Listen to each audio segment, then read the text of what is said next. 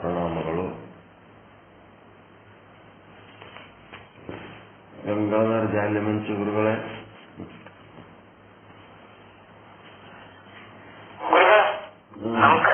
ಏನ್ ತತ್ವಪದ ಹಾಡಿದ್ರಿ? ನಾವು ಕೇಳಿಲ್ಲ.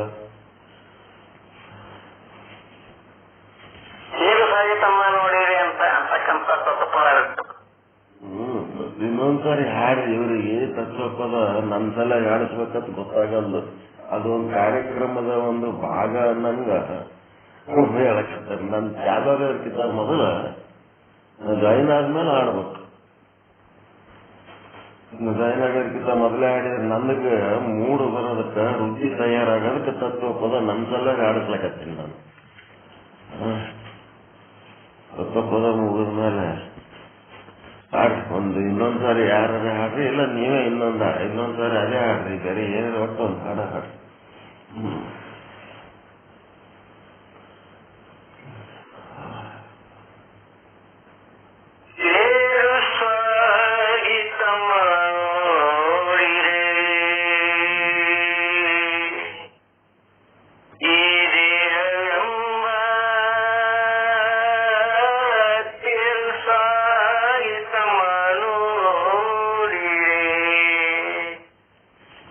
तेरु साहित्य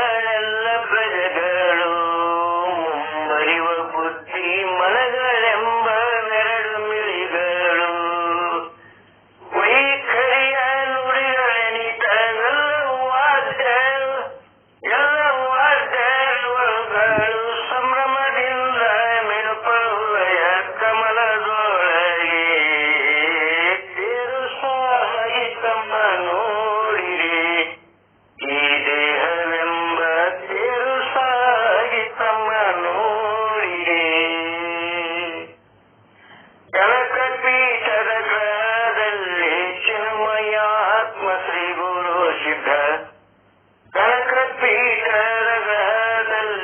ಚಿನ್ಮಯ ಆತ್ಮ ಶ್ರೀಗುರು ಸಿದ್ಧ ನಗುವಿನಿಂದೆ ಮೂರ್ತಿಗಳು ತೇರು ಸಾಗಿತಮ್ಮ ನೋಡಿರೆ ದೇಹವೆಂಬ ತೇರು ಸಾಗಿತಮ್ಮ ನೋಡಿರೆ ತೇರು ಸಾಗಿತಮ್ಮ ನೋಡಿ ಸಾರ ಮುಕುತಿ ಸತಿಯರೆಲ್ಲ ಪರಮಾರ್ಥ ತತ್ವಗಳು ಸುವಿಚಾರವೆಂಬ ಬೀದಿಯಲ್ಲಿ ತೇರು ಸಾಗಿತಮ್ಮ ತೇರು ಸಾಗಿತಮ್ಮ ತೇರು ಸಾಗಿತಮ್ಮ ನೋಡಿರೆ ಈ ದೇಹವೆಂಬ ತೇರು ಸಾಗಿತಮ್ಮ ನೋಡಿರೆ ಚೆನ್ನಾಗಿ ಅಬ್ಬರ ಗ್ರೂಪಿಗೆ ಹಾಡು ಹಾಕ್ರಿ ಅವನಿಗಳು ನನಗೆ ಹಾಡು ಗ್ರೂಪಿಗೆ ಬಿಡ್ರಿ ಅಬ್ಬರ ಭಾಳ ಚಲೋ ಐತಿ ಹೌದೇ ಕೆಲವು ಚೆನ್ನಾಗಿ ಸುಂದರವಾದ ಮತ್ತೆ ಕೇಳಬೇಕನ್ನೋ ಒಂದು ಸುಂದರ ತತ್ವಪದವನ್ನು ಹೇಳಿದ ಗಂಗಾಧರ ಜಾಲಿಮಂದಿ ಸದ್ಗುರುಗಳಿಗೆ ಅನಂತ ಶಿರಸಾಷ್ಟ ನಮಸ್ಕಾರಗಳು, ಧನ್ಯವಾದಗಳು. ಇನ್ನು ಮುಂದೆ ಶುದ್ಧ ಬ್ರಹ್ಮೈಕ ಸದ್ಗುರುಗಳಾದ ಮಹಾಸ್ವಾಮಿಗಳಿಂದ ಮೋಕ್ಷ ವಿಚಾರವನ್ನ ಎಲ್ಲರೂ ಲಕ್ಷ್ಯ ಕೊಟ್ಟು ಆಲಿಸೋಣ.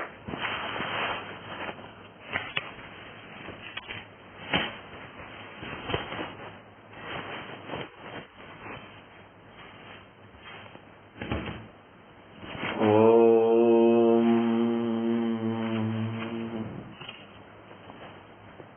ಸದ್ಗುರು ಶ್ರೀ ಶುದ್ಧ ಬ್ರಹ್ಮಣೇ ನಮಃ.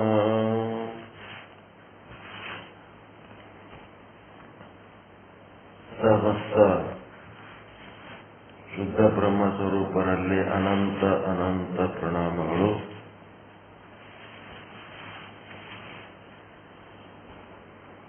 ಶ್ರೀ ವಿಚಾರ ಸಾಗರ ಸಾಧು ಶ್ರೀ ನಿಶ್ಚಲ್ ದಾಸ್ಜಿಯವರ ಕೃತಿ ತರಂಗ 4 ಉತ್ತಮ ಅಧಿಕಾರಿಯಾದ ತತ್ವದೃಷ್ಟಿಗೆ ಉಪದೇಶ ನಡೀತಾ ಇದೆ. 119ನೇ ವಿಷಯಾಂಕ. ಅದು ಏನ್ ಹೇಳ್ತದಪ್ಪ ಅಂದ್ರೆ, ಆತ್ಮವಿಮುಖತೆಯಲ್ಲಿ 2 ಪ್ರಕಾರಗಳು, ಅಥವಾ ಬಹಿರ್ಮುಖತೆಯಲ್ಲಿ 2 ಪ್ರಕಾರಗಳು, ಅಥವಾ ವಿಷಯಾಸಕ್ತಿಗಳಲ್ಲಿ 2 ಪ್ರಕಾರಗಳು.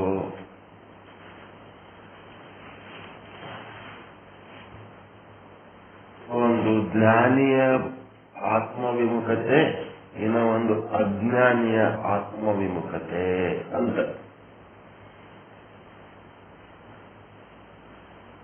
ಜ್ಞಾನಿಯ ಆತ್ಮವಿಮುಖತೆಗೂ ಅಜ್ಞಾನಿಯ ಆತ್ಮವಿಮುಖತೆಗೂ ಏನು ವ್ಯತ್ಯಾಸ ಇರ್ತದ ಅನ್ನಂತ ವಿಚಾರಕ್ಕ 42ನೇ ದುಹಾ ಹೇಳ್ತದ. ಕಬಹುಕ ಜ್ಞಾನಿ ಸಂತ ಅಂದ್ರ ಕೆಲವು ಸಾರಿ ಹಲವು ಬಾರಿ ಸ್ವರೂಪ ಜ್ಞಾನವುಳ್ಳ ಸಂತರೂ ಕೂಡ, ಶರಣರು ಕೂಡ, ಮಹಾತ್ಮರು ಕೂಡ ಕೆಲವೊಂದು ಸಾರಿ ಏನ್ ಮಾಡ್ಬೇಕಾಗ್ತದ, ವೈ ವಿಸ್ಮೃತ ವ್ಯವಹಾರಮೇ, ಜಗತ್ತಿನೊಳಗ ವ್ಯವಹಾರ ಮಾಡುವ ಕಾಲದಲ್ಲಿ ಈ ಸ್ವರೂಪ ಜ್ಞಾನ, ಆತ್ಮಸ್ವರೂಪ ಜ್ಞಾನ, ಶುದ್ಧ ಬ್ರಹ್ಮ ಸ್ವರೂಪ ಜ್ಞಾನವನ್ನ ವಿಸ್ಮೃತ ಅಂದ್ರೆ ಮರೆತಿರುತ್ತಾರೆ. ಕೆಲವೊಂದು ಸಾರಿ ಮರೀತಾರ, ಅವ್ರು ಯಾವಾಗೋ ಒಂದ್ಸಾರಿ ಮರೆತು ವ್ಯವಹಾರ ಮಾಡ್ತಾರ. ವ್ಯವಹಾರ ಮುಗಿದ್ಮೇಲೆ ಮತ್ತೇನ್ ಮಾಡ್ತಾರ, ಅಲ್ಲಿ ಮತ್ತೆ ತಮ್ಮ ಆತ್ಮ ಸ್ವರೂಪದಲ್ಲಿ ನೋಡುತ್ತೆ. ಆದರೆ ಅಜ್ಞಾನಿ ವಿಮುಖ ಈರಯೇ, ಆದರೆ ಅಜ್ಞಾನಿ ಆದವನ್ ಏನ್ ಮಾಡ್ತಾನ, ಆತ್ಮವಿಮುಖನಾಗಿಯೇ ಇರ್ತಾನ. ಅವನಿಗೆ ಆತ್ಮ ಸಮ್ಮುಖತೆಯ ಪರಿಚಯ ಇಲ್ಲ, ಗುರು ಇಲ್ಲ, ಶಾಸ್ತ್ರ ಇಲ್ಲ, ಏನೇನು ಇಲ್ಲದ ಕಾರಣ ಅವನೇನ್ ಮಾಡಬೇಕು? ಪಾಪ ವಿಷಯಗಳನ್ನ ಭೋಗಿಸುತ್ತಾ ಬಹಿರ್ಮುಖಿಯಾಗಿ ಆತ್ಮವಿಮುಖಿಯಾಗಿ ವಿಷಯಾಸಕ್ತನಾಗಿಯೇ ಜೀವನ ಕಳೆದು ಬಿಡ್ತಾನ. ಬಹಿರ್ಮುಖಿಯಾಗಿರ್ತಾನ. ಯಾರು ಪುಣ್ಯವಂತರು ಅಂತಂದ್ರ ಪೂರ್ವ ಜನ್ಮದಲ್ಲಿ ಇಂಥ ಸತ್ಸಂಗ ಮಾಡಿದ್ರೆ ಅಥವಾ ಇಂಥ ಸತ್ಸಂಗ ಮಾಡುವಂತವ್ರ ಮನೆಯೊಳಗ ಹುಟ್ಟಿದ್ರಂದ್ರ, ಮನೆಯೊಳಗೆ ಹುಟ್ಟಿದ್ರೂ ಸಹಿತ ಮನೆಯವ್ರೆಲ್ಲ ಏನ್ ಮಾಡ್ತಾರ ಆ ಕೆಲಸ ಮಕ್ಕಳು ಮುಂದಿನವ್ರು ಮಾಡ್ತಾರತ್ತೇನೂ ಗ್ಯಾರಂಟಿ ಇಲ್ಲ. ವೀರಶೈವ ಸಿದ್ಧಾಂತ ಏನ್ ಹೇಳ್ತದಂದ್ರ, ನಿನಗ ಮೋಕ್ಷ ಆದ ಮೇಲೂ ಸಹಿತ ನೀನು ಏನ್ ಮಾಡ್ಬೇಕು? ಲಿಂಗ ಹಿಡ್ಕೊಂಡು ಕುಂದಿರ್ಬೇಕು. ಯಾಕಂದ್ರ ಮುಂದಿನವರು ನೀನೇನ್ ಮಾಡ್ತಿದಿ ಅದನ್ನೇ ನೋಡಿ ಅವರು ನಿನ್ನ ದಾರ್ಯಾಗ ಬರ್ತಾರ ಅಂತ. ಇವತ್ತಿನ ದಿವಸ ಅದು ಬಿದ್ದೋಗ್ಬಿಟ್ಟ. ತಂದೆ ತಾಯಿ ಅಜ್ಜ ಅಜ್ಜಿ ಎಷ್ಟರೇ ಪೂಜೆ ಮಾಡ್ಲಿ, ಎಷ್ಟರೇ ಪಾಠ ಮಾಡ್ಲಿ, ಎಷ್ಟರೇ ಸಾಧನೆ ಮಾಡ್ಲಿ, ನಿಮ್ಮನ್ನ ನೋಡಿ ನಿಮ್ಮ ಮಕ್ಕಳು ಅಥವಾ ಮೊಮ್ಮಕ್ಕಳು ನಿಮ್ಮ ದಾರ್ಯಾಗ ಅದಾರೇನು ಅಂತ ಪ್ರಶ್ನೆ ಕೇಳಿದ್ರ, ಅದರ್ರಿ ನಮ್ಮ ಮಕ್ಕಳು ನಾವು ಹೇಳ್ದಂಗೆ ಕೇಳ್ತಾರ, ನಾವು ಏನ್ ಪೂಜಾ ಪಾಠ ಮಾಡ್ತೀವಿ ಅದನ್ನೇ ಮಾಡ್ಲಿಕ್ಕತ್ತಾರ, ನಮ್ಮ ಧಾರ್ಮಿಕ ವಿಧಿವಿಧಾನಗಳೇನದಾವ ಅವುಗಳನ್ನ ಪಾಲಿಸ್ಲಿಕ್ಕತ್ತಾರ ಅನ್ನಂತವ್ರು ಅದಿರ ಯಾರೇ ಎಲ್ಲರೇ ಒಬ್ಬರು ದೀಪ ಹಚ್ಚಿ ಹುಡುಕಬೇಕಾಗ್ಯದ. ಹಂಗಾಗ್ಯದ ಈ ಪರಿಸ್ಥಿತಿ. ಅದಕ್ಕೆ ಯಾಕೆ ಹಂಗಾಗ್ತದಂತಂದ್ರ ಅವರು ಹಿಂದಿನ ಜನ್ಮದಾಗ ಅದು ಮಾಡಿರಂಗಿಲ್ಲ. ಅದರದು ಒಂದ್ ಸ್ವಲ್ಪ ಆದ್ರೂ ಒಳಗ ವಾಸನೆ ಇರ್ಬೇಕಾಗ್ತದ. ವಾಸನೆಗಳು ಜನ್ಮ ಜನ್ಮಾಂತರಕ್ಕೆ ಬರ್ತಾವ. ಶುಭ ಕರ್ಮ ವಾಸನೆ ಇತ್ತು ಅಂತಂದ್ರೆ ಶುಭ ಕರ್ಮಗಳನ್ನ ಮಾಡುವುದಕ್ಕೆ ಒತ್ತಡ ವಾಗ್ಲಿಂತ ಬರ್ತದ. ಬಂದು ನಾನು ಪೂಜೆ ಮಾಡ್ಕೊತೀನಿ, ನನಗ ಲಿಂಗ ಕೊಡು, ನನಗ ವಿಭೂತಿ ಕೊಡು, ನಾನು ದೇವಸ್ಥಾನಕ್ಕೆ ಬರ್ತೀನಿ, ನಾನು ಮಠಕ್ಕೆ ಬರ್ತೀನಿ, ನಾನು ಸತ್ಸಂಗಕ್ಕೆ ಬರ್ತೀನಿ ಅಂತೇಳಿ, ನಾನು ಬ್ರಹ್ಮಜ್ಞಾನದ ಪಾಠ ಕೇಳ್ತೀನಿ ಅಂತೇಳಿ ಬೆನ್ನತ್ತ ಕಟ್ಕೊಂಡು ಹೆಂಡ್ರು 30 ವರ್ಷ 40 ವರ್ಷ ಸಂಸಾರ ಮಾಡಿ ಜೊತೆಗಿದ್ದು ಮಕ್ಕಳು ಹಡ್ದು ಆ ಮಕ್ಕಳು ದೊಡ್ಡವರಾಗಿ ಈ ಮುದುಕಿ ಆದ್ರೇನು ಮುದುಕ ಆದ್ರೇನು ಅವ ಏನೋ ಮಾಡ್ಲಕತ್ತಾನ, ಆಕಿ ಏನೋ ಮಾಡ್ಲಕತ್ತಾವ, ಅದೇನ್ ನಮ್ಗೆ ಸಂಬಂಧ ಇಲ್ಲ ಅನ್ನಂಗಿರ್ತಾರಂದ್ರ ಇವ್ರಿಗೇನದ ಶುಭ ಕರ್ಮ ವಾಸನೆಗಳು ಇಲ್ಲ. ಅವು ಮಾಡ್ಬೇಕಂತ ಅವ್ರಿಗೆ ಮನಸ್ಸು ಬರ್ತಾ ಇಲ್ಲ. ಹಿಂದಿನ ಜನ್ಮದಾಗ ಮಾಡಿರ್ಲಿಕ್ಕಿಲ್ಲ, ಈ ಜನ್ಮದಾಗಾದ್ರೂ ಮಾಡಿ ಆ ದಾರಿ ಒಳಗೆ ಹೋಗ್ಲಿಕ್ಕೆ ಸಾಧ್ಯ ಆದಲ್ಲ. ಯಾವಾಗ ಆ ರೀತಿ ಇರ್ತಾರ ಏನಾಗ್ತದ, ಅವ್ರ ದಾರಿ ಅವರಿಗೆ, ಇವ್ರ ದಾರಿ ಇವರಿಗೆ. ಅಟ್ಲೀಸ್ಟ್ ಅವ್ರವ್ರ ಕೆಲಸ ಅವ್ರು ಮಾಡ್ಲಿಕ್ಕೆ ಸಾಧ್ಯ ಬಿಟ್ಟಿರಲ್ಲ, ಅಷ್ಟೇ ಪುಣ್ಯ ಅನ್ಬೇಕು. ಅದ್ಯಾಕ್ ಮಾಡ್ತಿ ಇದ್ಯಾಕ್ ಮಾಡ್ತಿ ಕಿತ್ತಿ ನೋಡಿರಿ ಏನ್ ಮಾಡ್ತೀವಿ ಹೆಂಗಿರ್ತಾವ. ಅದಕ್ಕೇನದ ಪುಣ್ಯವಂತರಿಗೆ ಜ್ಞಾನಿ ಮತ್ತು ಅಜ್ಞಾನಿ ವಿಮುಖತೆಗಳು. ಅಜ್ಞಾನಿ ಏನಿರ್ತಾನಂದ್ರೆ ಆತ್ಮವಿಮುಖನಾಗಿಯೇ ಬದುಕಿ ಆತ್ಮವಿಮುಖನಾಗಿಯೇ ಸತ್ತೋತಾನ. ಇದು ಏನಪ್ಪ ಸಿದ್ಧಾಂತ ಅಂತ ತಿಳ್ಕೊಂಡ್ಬಿಡು ನೀನು. ಅಜ್ಞಾನಿಯದು ಸದಾ ಕಾಲ ಆತ್ಮವಿಮುಖವಾಗಿಯೇ ಇರ್ತದೆ. ಯಹತು ಜಾನ್ ಇದನ್ನ ನೀನು ತಿಳ್ಕೋ. ಸಿದ್ಧಾಂತ ಇದು ಸಿದ್ಧಾಂತ ಅಂತ ತಿಳ್ಕೊಂಡ್ಬಿಡು. ಆ ಬ್ರಹ್ಮ ಸ್ವರೂಪದ ಒಂದು ಆತ್ಮಸ್ವರೂಪದ ಜ್ಞಾನವುಳ್ಳಂತ ಸಂತರ ಶರಣ ಮಹಾತ್ಮ ಅವನು ಕೆಲವೊಂದು ಸಾರಿ ವ್ಯವಹಾರ ಮಾಡುವಾಗ ಬಹಿರ್ಮುಖಿಯಾಗಿ ಆತ್ಮವಿಮುಖಿಯಾಗಿ ಏನ್ ಮಾಡ್ತಾನ, ವ್ಯವಹಾರ ಮಾಡ್ತಾನ. ಅವನು ವ್ಯವಹಾರ ಮುಗಿದ ಕೂಡಲೇ ಮತ್ತೆ ತನ್ನ ಸ್ವರೂಪ ಜ್ಞಾನ ಸಾಧನೆಯೊಳಗ ಅಥವಾ ಸ್ವರೂಪದ ಆನಂದದೊಳಗ ಅವನು ಮುಳುಗ್ತಾನ. ಅದಕ್ಕೆ ವ್ಯವಹಾರ ಮಾಡುವ ಕಾಲದಲ್ಲಿ ಜ್ಞಾನಿನೂ ಪಶುವಾಗಿರ್ತಾನ, ಅಜ್ಞಾನಿನೂ ಪಶುವಾಗಿರ್ತಾನ. ಪಶುವಿನ ಹಾಗೆ ಏನದು ಪಶುವತ್ ಯಾಕಂದ್ರೆ ಶಂಕರಾಚಾರ್ಯರು ಇದು ಪ್ರಶ್ನೆ. ಅದು ಪಶುವತ್ ಯಾಕಂದ್ರು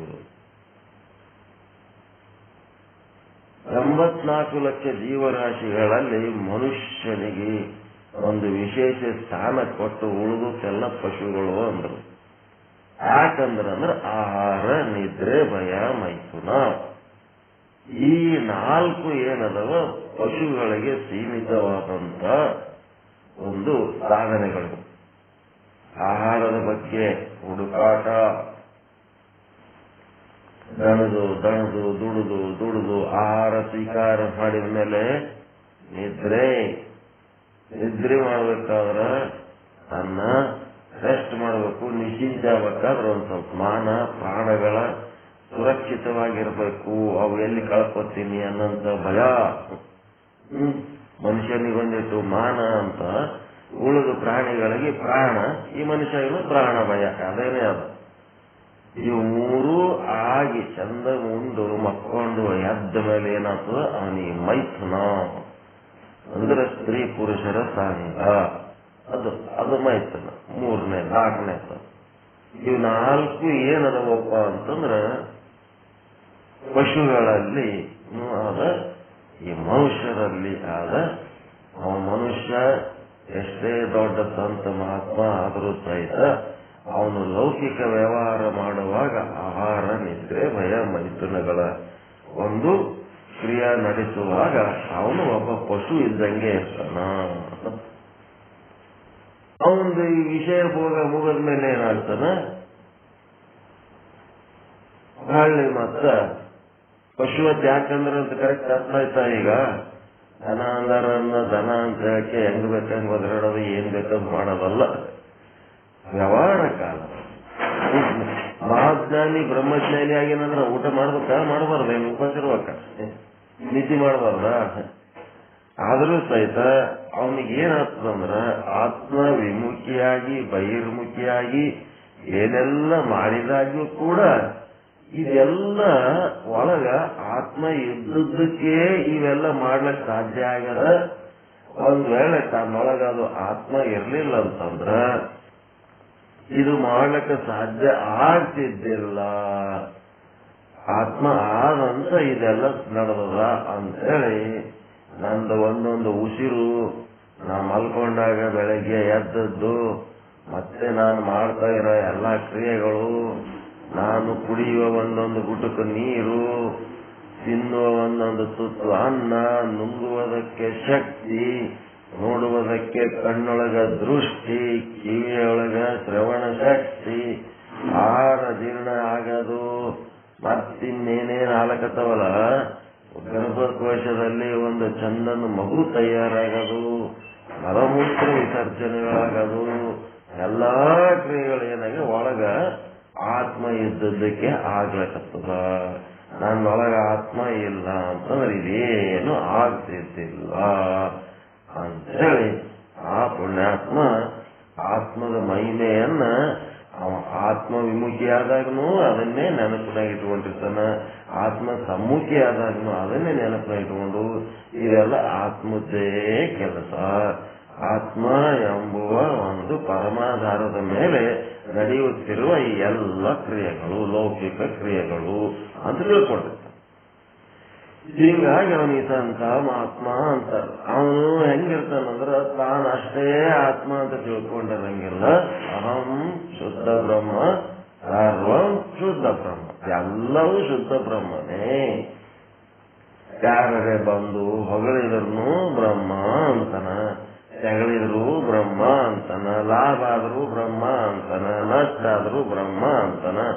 ಮತ್ತಿನ್ನೇನ್ ಮಾಡ್ಬೇಕು? ಎಲ್ಲದಕ್ಕೂ ಬ್ರಹ್ಮ ಬ್ರಹ್ಮ ಬ್ರಹ್ಮ ಅಂತ ಬ್ರಹ್ಮನ ಒಂದು ಎಲ್ಲಿಂದ ಹೇಳ್ತಾನೆ. ಹೀಗಾಗಿ 42ನೇ ದೋಹ ಜ್ಞಾನಿಯ ಆತ್ಮವಿಮುಖತೆ ಮತ್ತು ಅಜ್ಞಾನಿಯ ಆತ್ಮವಿಮುಖತೆ ಅಂತ ಎರಡದವ.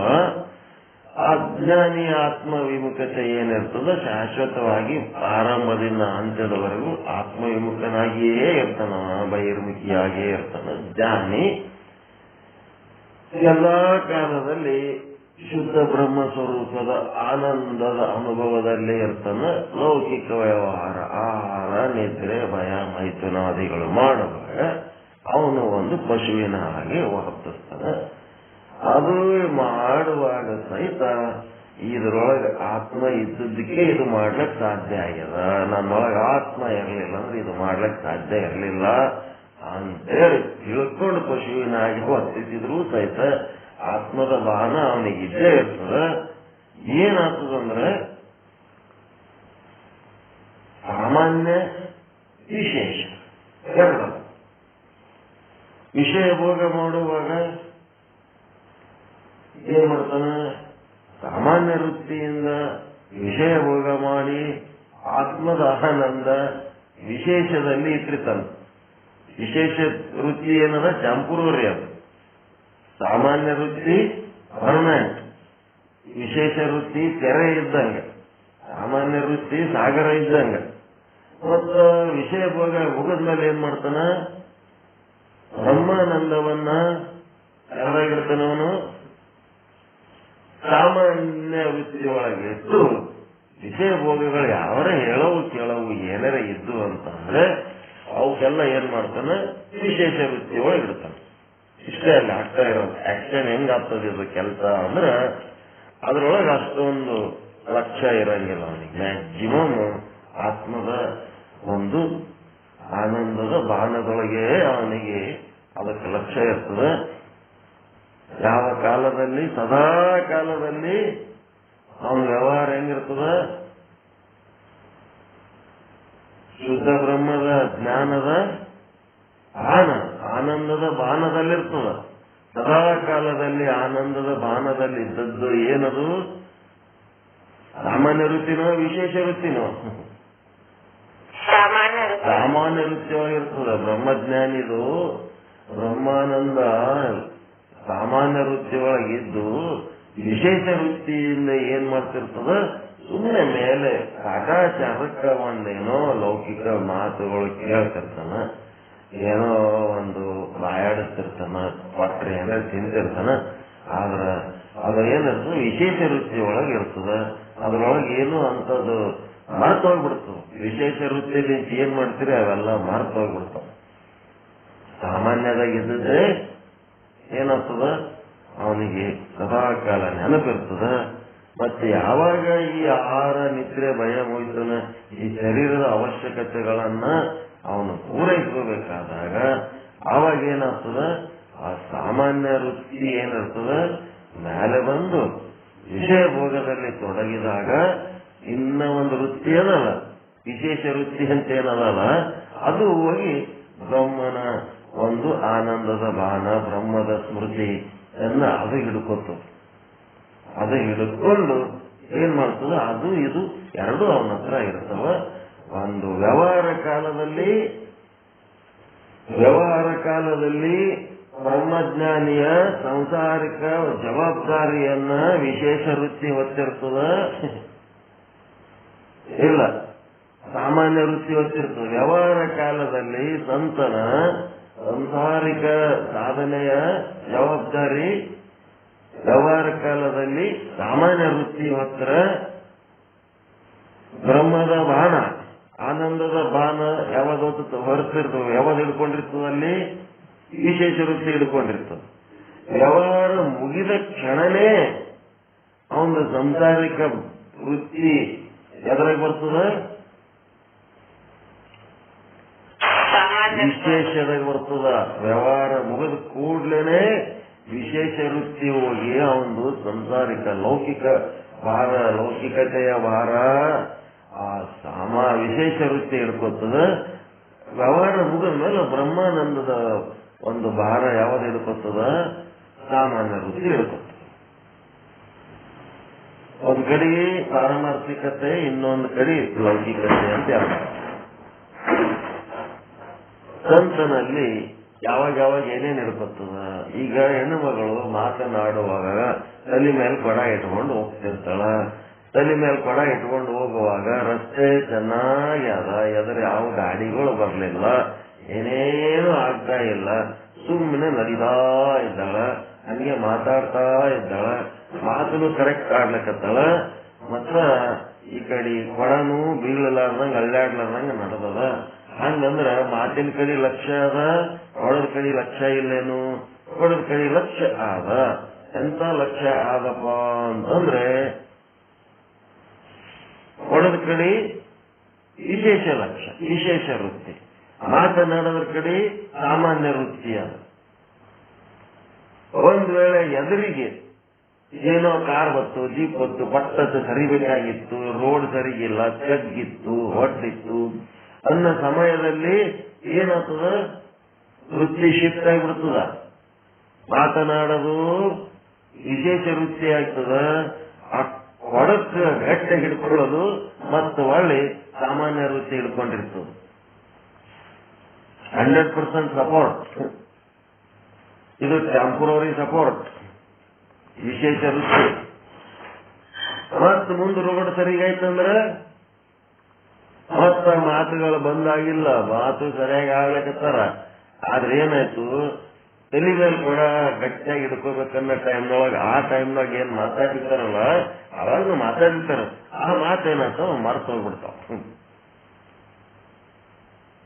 ವಿಶೇಷ ವೃತ್ತಿಯಲ್ಲಿ ನಾವು ಮಾಡಿದ ವ್ಯವಹಾರಗಳು ಮರ್ತು ಹೋಗ್ಬಿಡ್ತಾವ. ಅವು ಶಾಶ್ವತವಾಗಿ ಇರಂಗಿಲ್ಲ, ಅವಕ್ಕೆ ಅಷ್ಟೊಂದು ಆಯುಷ್ಯ ಇಲ್ಲ, ಅವು ಅಷ್ಟೊಂದು ಆಳವಾಗಿ ಬೇರೂರಂಗಿಲ್ಲ. ಆದ್ರೆ ಸಾಮಾನ್ಯ ವೃತ್ತಿಯಿಂದ ಏನು ಚಿಂತನೆ ಮಾಡ್ತೀವಿ ಅದು ಆಳವಾಗಿ ಬೇರೂರ್ತದ. ಹಂಗಾಗಿ ಏನಾಗ್ತದ, ಸಂತನ, ಮಹಾತ್ಮನ, ಶರಣರ ಒಂದು ಲೌಕಿಕ ಸಾಧನೆ, ಇನ್ನ ಒಂದು ಲೌಕಿಕ ಭೋಗ, ಇನ್ನ ಒಂದು ಪರಮಾರ್ಥ ಸಾಧನೆ. ಪರಮಾರ್ಥ ಸಾಧನೆ ಕಾಲದಲ್ಲಿ ಪರಮಾರ್ಥ ಸಾಧನೆಗೆ ಯಾವಾಗ ಸಪೋರ್ಟ್ ಇರ್ತದ, ಸದಾ ಕಾಲ ಪರಮಾರ್ಥ ಸಾಧನೆ ಒಳಗೆ ಇರ್ತಾನೆ. ಪರಮಾರ್ಥ ಸಾಧನೆಗೆ ಯಾವ ವೃತ್ತಿ ಹಿಡ್ಕೊಂಡಿರ್ತದ, ಸಾಮಾನ್ಯ ವೃತ್ತಿ ಹಿಡ್ಕೊಂಡಿರ್ತದ. ಆ ಪರಮಾರ್ಥ ಸಾಧನೆ ಮಾಡ್ಲಿಕ್ಕತ್ತಾನಂದ್ರ ಅವ ಕೇಳೋದು ಹೇಳೋದು, ಏನಾರ ಕೊಟ್ರೆ ತಿನ್ನೋದು, ಏನಾರ ಸ್ಮೆಲ್ ದುರ್ನಾತ ಬಂತು, ಸುಗಂಧ ಬಂತು, ಏನಾರ ಇತ್ತಂದ್ರ ಅಲ್ಲೇನ್ ಇಂದ್ರಿಯಗಳೇನ್ ಸತ್ತೋಗಿರ್ತಾವ, ಜೀವಂತಿರ್ತಾವ. ಆದ್ರ ಅವೆಲ್ಲ ಹೆಂಗಿರ್ತಾವ, ಯಾರ ಮಾತನಾಡಿಸಿದಾಗ ಒಂದಿಟ್ಟು ಮಾತಾಡ್ತಾನ, ಏನಾರ ಕೇಳ್ಬೇಕಂದಾಗ ಕೇಳ್ತಾನ, ಹೇಳ್ಬೇಕಂದಾಗ ಹೇಳ್ತಾನ, ಏನೆಲ್ಲ ಮಾಡ್ತಿರ್ತಾನ. ಈಗ ಮನ್ಯಾಗ ಮಕ್ಕಳು ಮಾಡ್ತಿರ್ತಾವ ನೋಡ್ರಿ, ಕಂಪ್ಯೂಟರ್ ಹಿಡ್ಕೊಂಡು ಏನೋ ಕೆಲಸ ಮಾಡ್ತಿರ್ತಾವ.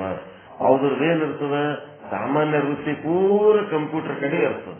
ಅವಾಗ ನೀವು ಹೋಗಿ ಏನಾರ ಕೇಳಿದ್ರ ನೀವೇನು ಉತ್ತರ ಕೊಡಲ್ಲ, ಕೊಡ್ತಾರ. ಎದರ್ಲಿಂದ ಕೊಡ್ತಾರ ಅವರು? ಸಾಮಾನ್ಯ ವೃತ್ತಿಲಿಂದ ಕೊಡ್ತಾರ, ವಿಶೇಷ ವೃತ್ತಿಲಿಂದ ಕೊಡ್ತಾರ. ನಿಮ್ಗೆ ರೆಸ್ಪಾನ್ಸ್ ಎದರ್ಲಿಂದ ಸಿಗ್ತದ?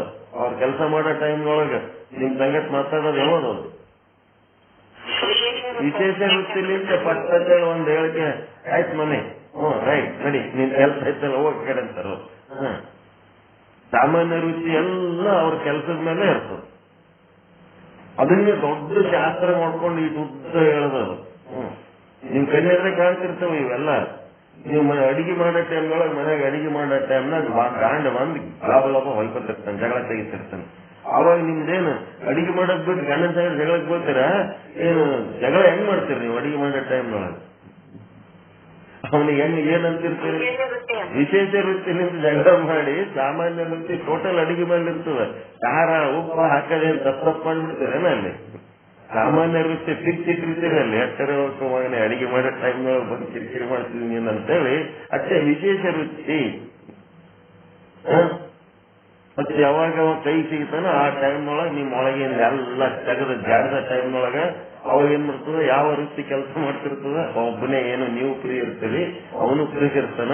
ಅವಾಗ ಜಗಳ ತಕ್ಕೋಬೇಕಂದಾಗ ಆ ಜಗಳದ ಯಾವ ವೃತ್ತಿ ಕೆಲಸ ಮಾಡ್ತಿರ್ತದ?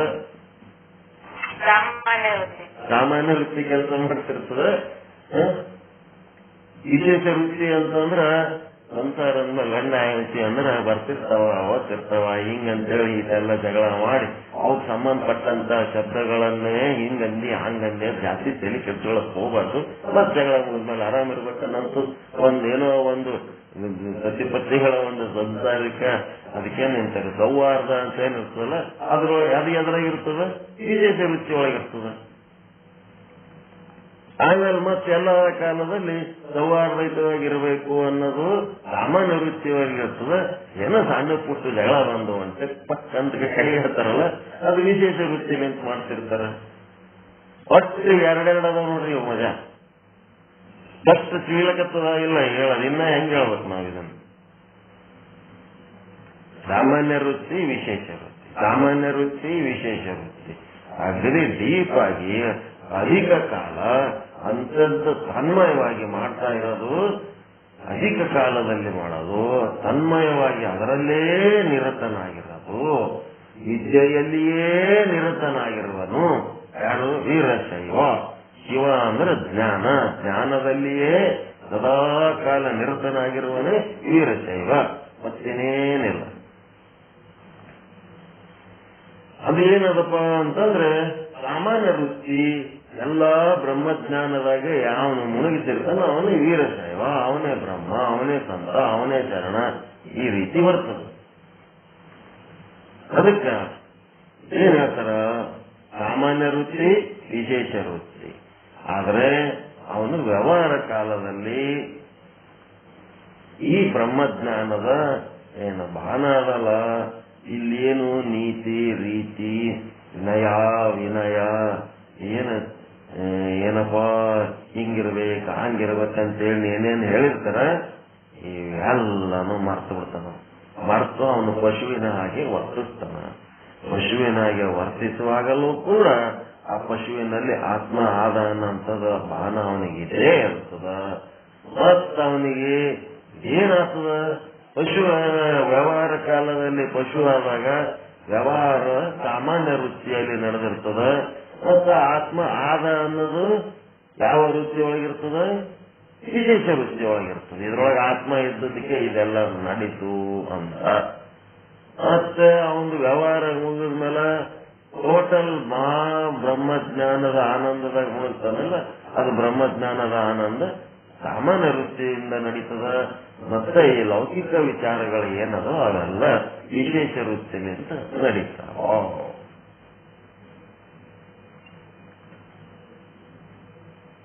ಹೆಂಗ್ ಮಾಡ್ತೀರಿ?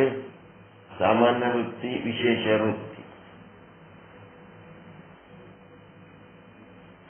ಅವ್ರ ಮನೆಯವರು ಬಂದಾಗ ಎಷ್ಟು ಕಾಳಜಿಲ್ಲಿಂದ ಓಡಾಡಿ ಓಡಾಡಿ ಏನೇನೋ ಮಾಡ್ತಿರ್ತಾರೆ. ಅದೇನು ಸಾಮಾನ್ಯ ವೃತ್ತಿನ ವಿಶೇಷ ವೃತ್ತಿನ? ಅವ್ರ ಮನೆಯವ್ರು ಬಂದಾಗ ಎಲ್ಲ ಹೆಣ್ಮಕ್ಳು ಹಂಗಿರಂಗಿಲ್ಲ, ಸುಮ್ ಅಂತಿರ್ತೀವಿ. ಎಲ್ಲ ಹೆಣ್ಮಕ್ಳು ಹಂಗಿರಲ್ಲ. ಹೆಣ್ಮಕ್ಳು ಎಲ್ಲ ಎರಡು ಬ್ಯಾಲೆನ್ಸ್ ಮಾಡ್ಕೊಂಡು ಹೋಗ್ತಿರ್ತಾರೆ. ಸುಮ್ನೆ ಕಾಟಾಚಾರಕ್ಕೆ ಬೈತಿರ್ತಾರೆ. ಹಂಗೆ ಎಲ್ಲ ಹತ್ತಿದೇರ್ ಕ್ಯಾಟಿರಂಗಿಲ್ಲ, ಎಲ್ಲ ಸಸ್ಯರ್ ಕ್ಯಾಟಿರಂಗಿಲ್ಲ, ಎಲ್ಲಾರು ಹಂಗಿರಂಗಿಲ್ಲ.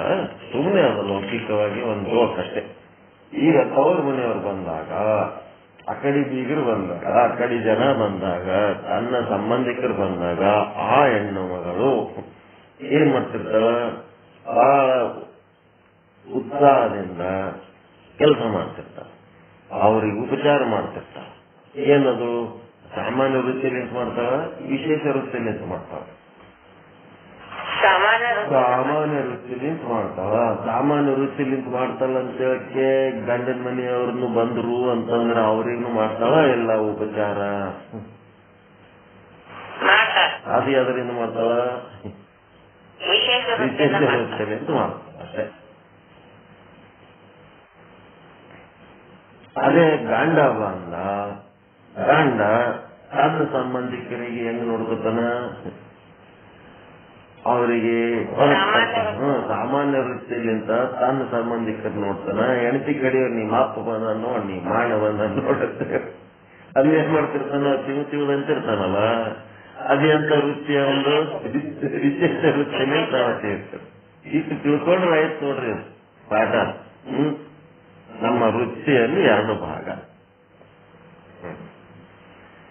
ಅದಕ್ಕ ಆವ ಕೃತ್ಯದೊಳಿದ್ದರೂ ಶಿವಯೋಗಿ ಅಂದ್ರೆ ಬ್ರಹ್ಮಜ್ಞಾನಿ, ಸಂತ, ಶರಣ, ಮಹಾತ್ಮ, ಸರ್ಪಭೂಷಣ ಶಿವಯೋಗಿಗಳ ಸಿಕ್ತ ಪದ್ಯ. ಇದು ಏನ್ ಹುಡುಕಿ ಕೊಡ್ಬೇಕಾ? ನಿಮ್ಗೆ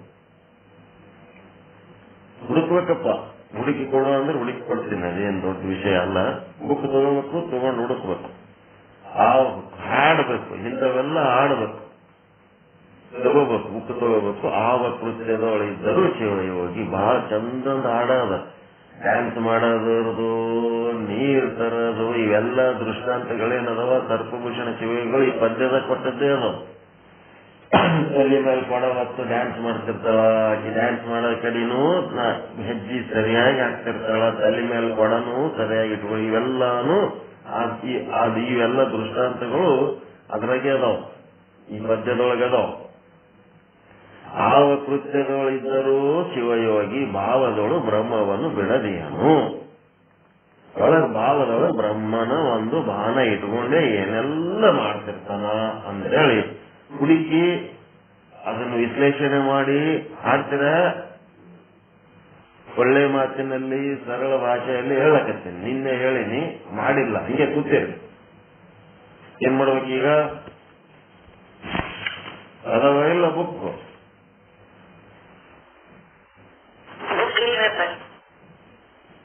ಯಾರ ಬಲ್ಲಿ ಬುಕ್ ಅದಾವೆ? ಅವು ಅದಾವಂದ್ರೆ ಮತ್ತೆ ಎಲ್ಲಿ ಕಿರಿಕಿರಿ, ಇಲ್ಲಂದ್ರೆ ಕಿರಿಕಿರಿ ಹೋಗ್ಬಿಡ್ತೈತೆ. ಏನ್ರಿ ತರಿಸ್ಕೊಳ್ರಿ. ಶಿವಾನಂದ ಮಠ ಮಠಮಾರಿ ಅಂತೇಳಿ ಇಲ್ಲೇ ರಾಯಚೂರು ಬಲ್ಲೇ ಅದಾವ ಬುಕ್. ಸಾವಿರಗಟ್ಲೆ ಬುಕ್ ಪ್ರಿಂಟ್ ಮಾಡಿಸಿಟ್ಟಾರ.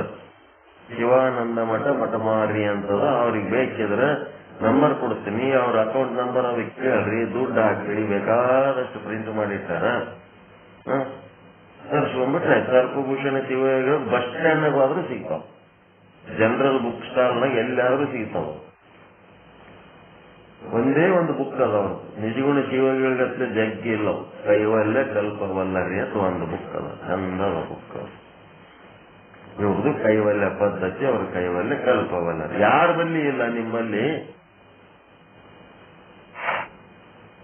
ಒಬ್ಬರ ಬಲ್ಲಿನೂ ಇಲ್ಲ. ಇವರು ಪ್ರಕಾಶ್ ಕಲ್ಲು ಪ್ರಕಾಶ್ ಕಡೆ ಇದ್ರಲ್ಲ,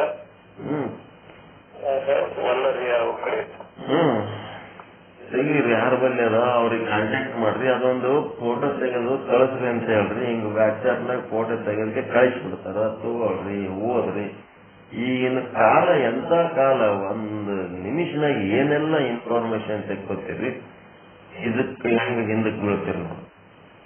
ಆವ ಕೃತ್ಯದಳು ಇದ್ದಳು ಶಿವಯೋಗಿ ಅಂದ್ರೆ ಬ್ರಹ್ಮಜ್ಞಾನಿಯು ಭಾವದಳು ಬ್ರಹ್ಮವನ್ನು ಬಿಡದಂತೆಯೇ ಇರುತ್ತಾನೆ. ಜ್ಞಾನಿಯ ಸಂಚಿತವೂ ಕೆಟ್ಟು ಹೋಗಿದೆ. ಅಂದ್ರೆ ಅಜ್ಞಾನದ ಆವರಣ ಶಕ್ತಿ, ಸಂಚಿತ ಕರ್ಮಗಳ ಆಶ್ರಯ ಏನಾಗ್ಯದ? ಕೆಟ್ಟೋಗ್ಬಿಟ್ಟಾವ. ಸಂಚಿತ ಕರ್ಮಗಳು ಎಲ್ಲಿರ್ತಾವ? ಸಂಚಿತ ಕರ್ಮಗಳು ಯಾವುದನ್ನು ಆಶ್ರಯಿಸಿರ್ತಾವ? ಆವರಣ ಶಕ್ತಿಯನ್ನು ಆಶ್ರಯಿಸಿ, ಅಜ್ಞಾನದ ಆವರಣ ಶಕ್ತಿ ಒಳಗ ಅವು ಆಶ್ರಯಿಸಿರ್ತಾವ. ಅಜ್ಞಾನಕ್ಕ ಎರಡು ಶಕ್ತಿ, ಒಂದು ಆವರಣ ಶಕ್ತಿ, ಇನ್ನ ಒಂದು ವಿಕ್ಷೇಪ ಶಕ್ತಿ. ಅಜ್ಞಾನದ ಇದ್ದದನ್ನ ಮುಚ್ಚಾಕದೆ ಆವರಣ, ಅಂತದೊಂದು ಶಕ್ತಿ ಅದು ಅಜ್ಞಾನದ ಆವರಣ ಶಕ್ತಿ. ಈ ಆವರಣ ಶಕ್ತಿಗೆ ಏನಾಗ್ತದಪ್ಪ ಅಂತಂದ್ರೆ ಇದ್ರೊಳಗೆ ಸಂಚಿತ ಕರ್ಮದ ಆಶ್ರಯ. ಸಂಚಿತ ಕರ್ಮಗಳು ನಿಮ್ಮ ಎಲ್ಲ ಎಲ್ಲದಾವ ಅಂದ್ರೆ ಅಜ್ಞಾನದ ಆವರಣ ಶಕ್ತಿ ಒಳಗದಾವ. ಅವು ಏನಾಗ್ಯಾವ? ಕೆಟ್ಟ ಹೋಗ್ಬಿಟ್ಟಾವ. ಯಾಕ? ಸಂಚಿತ ಕರ್ಮನೇ ಆದ್ಮೇಲೆ ಅದ್ರೊಳಗಿರುವಂತ ಆವರಣ ಶಕ್ತಿನೂ ಹೋಗ್ಬಿಡ್ತು. ಆವರಣ ಭಂಗ ಆಗ್ಬಿಡ್ತು. ಭಂಗಾಗಿ ಅಲ್ಲಿ ಏನಾಗ್ಯದ? ಜಗತ್ತನ್ನದ ಹೋಗಿ ಬ್ರಹ್ಮನೇ ಕಾಣ್ಲಕತ್ತಾನ. ಬ್ರಹ್ಮಜ್ಞಾನಿ ಜಗತ್ತನ್ನದು ಕಾಣ್ತಾನೆ ಇಲ್ಲ. ಅದಕ್ಕೆ ಆವರಣ ಶಕ್ತಿ ಅಂದ್ರೆ ಸಂಚಿತ ಕರ್ಮಗಳ ಆಶ್ರಯ ಕೆಟ್ಟು ಹೋಗಿದೆ. ಮತ್ತೆ ವಿಕ್ಷೇಪ ಶಕ್ತಿ ಅಂತೇನದ? ಈ ವಿಕ್ಷೇಪ ಶಕ್ತಿ ಒಳಗೆ ಏನಿರ್ತಾವಂತಂದ್ರ ಪ್ರಾರಬ್ಧ ಕರ್ಮಗಳ ಆಶ್ರಯ. ವಿಕ್ಷೇಪ ಶಕ್ತಿ ಅಂದ್ರೆ ಪ್ರಾರಬ್ಧ ಕರ್ಮಗಳ ಆಶ್ರಯ ಅಂದ್ರೆ ಇಲ್ಲದ್ದು ತಂದು ತೋರ್ಲಕತ್ತದ. ಇಲ್ಲದ್ದು ಯಾವುದು? ನಿಮ್ಮ ದೇಹ ಇಲ್ಲದ್ದು. ದೇಹ ಏನದು? ಬ್ರಹ್ಮನೇ ಅದ. ಆದ್ರೆ ಏನಾಗ್ಯದ? ದೇಹ ಅಂತ ಅನಿಸ್ಕೊಳಕತ್ತದದು ಬ್ರಹ್ಮನೇ ನಿಮ್ಮ ದೇಹದ ಸ್ವರೂಪವಾಗ್ಯದನ. ಆ ದೇಹ ಅನ್ನೋದು ಇಲ್ಲದ್ದು ತೋರ್ತಾ ಇದ್ರೂ ಸಹಿತ ಅದರ ಸಲುವಾಗಿ ನಾವು ವ್ಯವಹಾರದಲ್ಲಿ ತೊಡಗಬೇಕಾಗ್ತದ. ಎಲ್ಲಿ ತನಕ ದೇಹ ಇರ್ತದ ಅಲ್ಲಿ ತನ್ನ ವ್ಯವಹಾರದಲ್ಲಿ ತೊಡಗಬೇಕಾಗ್ಯದ. ಹೀಗಾಗಿ ಪ್ರಾರಬ್ಧ ಒಂದು ಉಳಿದದ. ಹೆಂಗದ ನೋಡ್ರಿ ಅಡ್ರೆಸ್. ಪ್ರಾರಬ್ಧ ಕರ್ಮ ಎಲ್ಲಿರ್ತದ? ವಿಕ್ಷೇಪ ಶಕ್ತಿ ಒಳಗಿರ್ತದ. ಮತ್ತೆ ಸಂಚಿತ ಕರ್ಮಗಳಲ್ಲಿರ್ತವ? ಆವರಣ ಶಕ್ತಿಯಲ್ಲಿರ್ತದ. ಈ ಆವರಣ ಮತ್ತು ಇದು ವಿಕ್ಷೇಪ ಮತ್ತು ಆವರಣ ಇವೆರಡು ಎದರದ ಶಕ್ತಿಗಳಪ್ಪ ಅಂದ್ರೆ ಮಾಯಾ ಶಕ್ತಿ, ಅವಿದ್ಯೆ ಶಕ್ತಿ, ಅಜ್ಞಾನದ ಶಕ್ತಿ. ಹೀಗಾಗಿ ಪ್ರಾರಬ್ಧ ಉಳ್ಳ ಕಾರಣ ವ್ಯವಹಾರ ಮಾಡಲೇಬೇಕಾಗುತ್ತದೆ. ಎಕ್ಕದವಿರ್ಲಕ್ ಮನುಷ್ಯ ಶರೀರ ತಗೊಂಡು ಬಂದ್ವಲ್ಲ, ಕೃಷ್ಣನಾಗಿದ್ರೇನು, ರಾಮನಾಗಿದ್ರೇನು, ಸಂತನಾಗಿದ್ರೇನು, ಸನ್ಯಾಸಿಯಾಗಿದ್ರೇನು ಅವ ಭೋಗಿಸಲೇಬೇಕು. ಒಣಗಿದ ಎಲಿ ತಿಂದು ತಪಸ್ ಮಾಡ್ಯಾನ ಅದನ್ನ ಒಣಗಿದ ಎಲಿಯಲ್ಲಿ ತಿಂದನ ಇಲ್ಲ, ಒಣಗಿದ ಎಲಿ ತಿಂದು ತಪಸ್ ಮಾಡ್ಯಾನ ಅಂತಂದ್ರೆ ಒಟ್ಟು ಏನೋ ಒಂದು ತಿಂದನಲ್ಲ. ಒಣಗಿದ ಎಲಿ ತಿಂದನೋ, ಹಸಿ ಎಲಿ ತಿಂದನೋ, ಒಟ್ಟು ತಿಂದನೋ, ವ್ಯವಹಾರ ಅಂತೂ ಮಾಡ್ಯಾನ. ಹೀಗಾಗಿ ಕೃಷ್ಣಂ ಭೋಗಿ, ಕೃಷ್ಣ ಹೋಗಿ ಕೊನೆ ತನಕನು ಅವನು ಭೋಗದಲ್ಲಿದ್ದ. ಏನ್ ಮಾಡ್ಬೇಕು? ಇದು ವಿಶೇಷಾರ್ಥ ಚಂದ್ರಿಕೆ ಬುಕ್ ಯಾರ ಹತ್ರ ಅದ? ಈಗ ನಿಮ್ ಬಲ್ಲದ ಏನ್ ಪಕ್ಕದಲ್ಲಿ? ಆ ಬುಕ್ ತಗೊಳ್ರಿ. 13ನೇ ಕಲಾ,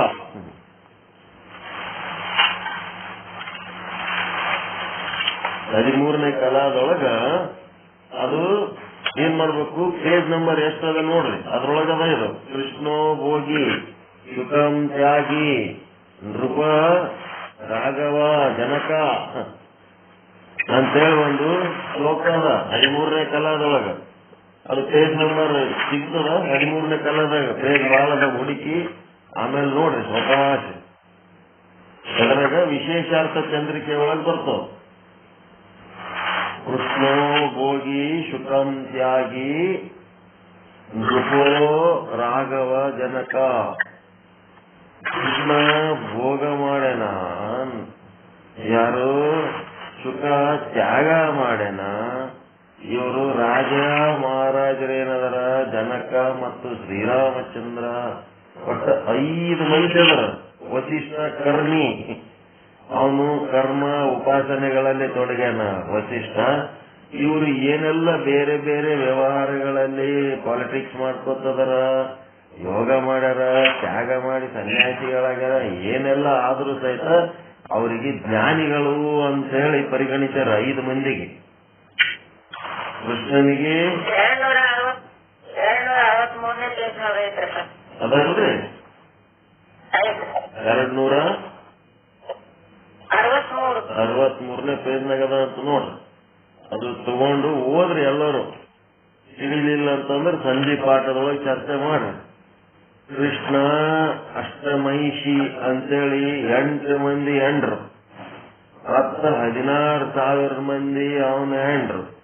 ಅವನು ಸಾಯ ತನಕ ಲೌಕಿಕ ಭೋಗದಾಗೆ ಇದ್ದ. ಆದ್ರೂ ಅವನು ಭಾವ ಕೃತ್ಯದೊಳಿದ್ದಳು ಶಿವಯೋಗಿ, ಭಾವದೊಳು ಬ್ರಹ್ಮವನ್ನು ಬಿಡದಿಯನು. ಅವನ ಭಾವ ಎಲ್ಲಿತ್ತು? ಬ್ರಹ್ಮದಲ್ಲಿತ್ತು, ಬ್ರಹ್ಮ ಸ್ವರೂಪವಾಗಿತ್ತು. ಶುಕಂ ತ್ಯಾಗಿ, ಶುಕ ಅಂದ್ರೆ ವ್ಯಾಸ ಮಹರ್ಷಿ ಮಗ. ಅವ ಏನೆಲ್ಲ ತ್ಯಾಗ ಮಾಡಿದಾಗೂ ಕೂಡ ಅವನ ಭಾವ ಬ್ರಹ್ಮದಲ್ಲಿ ಇತ್ತು. ಮತ್ತು ಶ್ರೀರಾಮಚಂದ್ರ, ಜನಕ ಮಹಾರಾಜರು, ಇವರು ರಾಜರು ಅಲ್ಲ, ಪಾಲಿಟಿಷಿಯನ್. ಇವರು ಈ ಬೇರೆ ವ್ಯವಹಾರ ಮಾಡಿದಾಗೂ ಕೂಡ ಇವರ ಭಾವ ಬ್ರಹ್ಮದಲ್ಲಿ ಇತ್ತು. ಸದಾ ಕಾಲ ಯಜ್ಞ ಹೋಮ ಪೂಜೆ ತಪ ಜಪ ಅಂತೇಳಿ ಯಾರು? ಶ್ರೀರಾಮಚಂದ್ರನ ಗುರುಗಳು ವಸಿಷ್ಠರು. ಅವ್ರು ಯಾವಾಗಲೂ ಅದ್ರಾಗೇ ಇರ್ತಿದ್ರು. ಅವ್ರು ಏನು ಶಾಸ್ತ್ರ ಬಹಳ ಹಿಡ್ಕೊಂಡು ಕುಂತಿಲ್ಲ. ಆ ಕರ್ಮ ಏನ್ ಮಾಡಿದ್ರೆ ಅವ್ರ ಭಾವ ಏನಾಗಿತ್ತು? ಬ್ರಹ್ಮದಲ್ಲೇ ಇತ್ತು. ಈ ರೀತಿ ಬ್ರಹ್ಮದಲ್ಲೇ ಭಾವ ಇಟ್ಕೊಂಡು ಬದುಕಿದ್ದಕ್ಕ ಅವರಿಗೆ ಜ್ಞಾನಿಗಳು ಅಂತ ಪರಿಗಣಿಸಿದ್ದಾರೆ. ಅದಕ್ಕೆ ಶ್ರೀರಾಮಚಂದ್ರ, ವಸಿಷ್ಠರು, ಕೃಷ್ಣ, ಶುಕ, ಜನಕ ಇವರೆಲ್ಲ ಏನದರ? ಜ್ಞಾನಿಗಳೇ. ಭೋಗದಲ್ಲಿ, ತ್ಯಾಗದಲ್ಲಿ, ರಾಜ್ಯಭಾರದಲ್ಲಿ, ಕರ್ಮಕಾಂಡಗಳಲ್ಲಿ ನಿರತರಾಗಿದ್ದರೂ ಕೂಡ ಕೆಲವೊಬ್ರು ಭೋಗದಾಗ ತೊಡಗ್ಯಾರ, ಕೆಲವೊಬ್ರು ತ್ಯಾಗದಾಗ ತೊಡಗ್ಯಾರ. ಎಲ್ಲ ಬಿಟ್ಬಿಡೋದು, ಎಲ್ಲ ಬಿಟ್ಬಿಡೋದು. ಅದೇ ಒಂದು ದೊಡ್ಡ ಸಂಭ್ರಮ ಅವ್ರಿಗೆ. ಬಿಟ್ಟು ಬಿಡೋದೇ ಒಂದು ದೊಡ್ಡ ಸಂಭ್ರಮ. ಕೆಲವೊಬ್ಬರಿಗೆ ಭೋಗಿಸೋದೇ ಒಂದು ದೊಡ್ಡ ಸಂಭ್ರಮ. ಇನ್ನೊಂದಿಷ್ಟು ಮಂದಿ ರಾಜ್ಯಕಾರಣದಾಗದರ, ಇನ್ನೊಂದಿಷ್ಟು ಮಂದಿ ಧರ್ಮಕಾಂಡದಾಗದರ. ಈ ರೀತಿ ನಿರತರಾಗಿದ್ರು ಸಹಿತ ಅವರಲ್ಲಿ ಏನಿತ್ತು? ನಾನು, ನನ್ನದು, ನನಗಾಗಿ, ನನ್ನಿಂದ ಎಂಬುವ ಅಭಿಮಾನ, ಸ್ವಾರ್ಥ, ಆಸೆ, ಅಪೇಕ್ಷೆ ಏನೇನೂ ಇಲ್ಲ. ಕೇವಲ ಲೋಕ ಕಲ್ಯಾಣಾರ್ಥ ಅವ್ರದ್ದು ಇಡೀ ಜೀವನ ಇತ್ತು. ಅವ್ರದ್ದು ಇಡೀ ಜೀವನ ಲೋಕ ಕಲ್ಯಾಣಾರ್ಥ. ಈಗ ಕೃಷ್ಣ 16,000 ಹೆಂಡ್ರಿ ಮಾಡ್ಕೊಳತ್ತ ಭೋಗ ಮಾಡ್ಕೊಂಡು ಏನ್ ಆ ಹುಡುಗಿಯರನ್ನ ಉದ್ಧಾರ ಮಾಡೋದಕ್ಕೆ ಮಾಡ್ಕೊಂಡನು?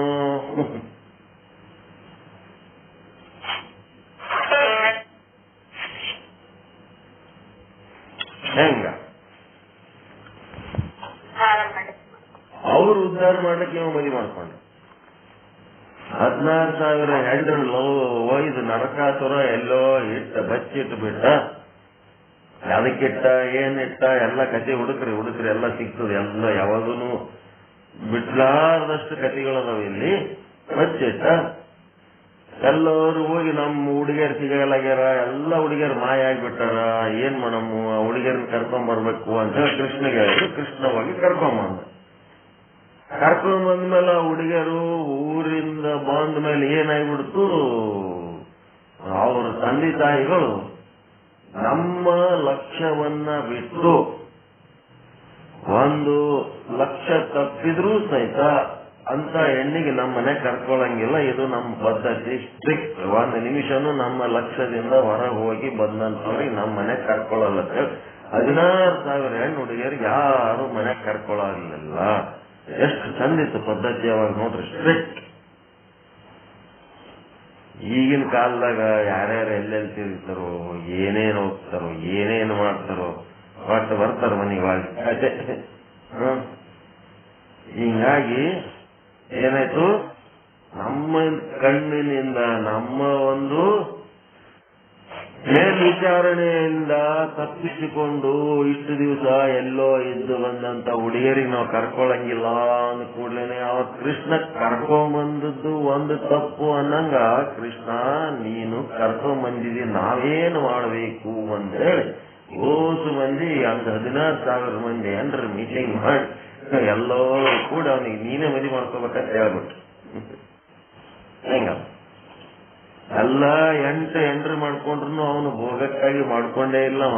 ಅವರವರ ಒಂದು ಇಚ್ಛೆ, ಅವರವರ ಒಂದು ಕಲ್ಯಾಣಕ್ಕಾಗಿ ಇವನು ಮದುವೆ ಪಡ್ಕೊಳೋದು. ಕೃಷ್ಣನ ಮದುವೆ, ರಾಮ, ಜನಕ ಇವರೆಲ್ಲವರ ರಾಜ್ಯಭಾರ ತಮ್ಮ ಸ್ವಾರ್ಥದ ಸುಖಕ್ಕೆ ಮಾಡಿಲ್ಲವರು, ಪ್ರಜೆಗಳ ಕಲ್ಯಾಣಕ್ಕಾಗಿ ಮಾಡ್ಯಾರ.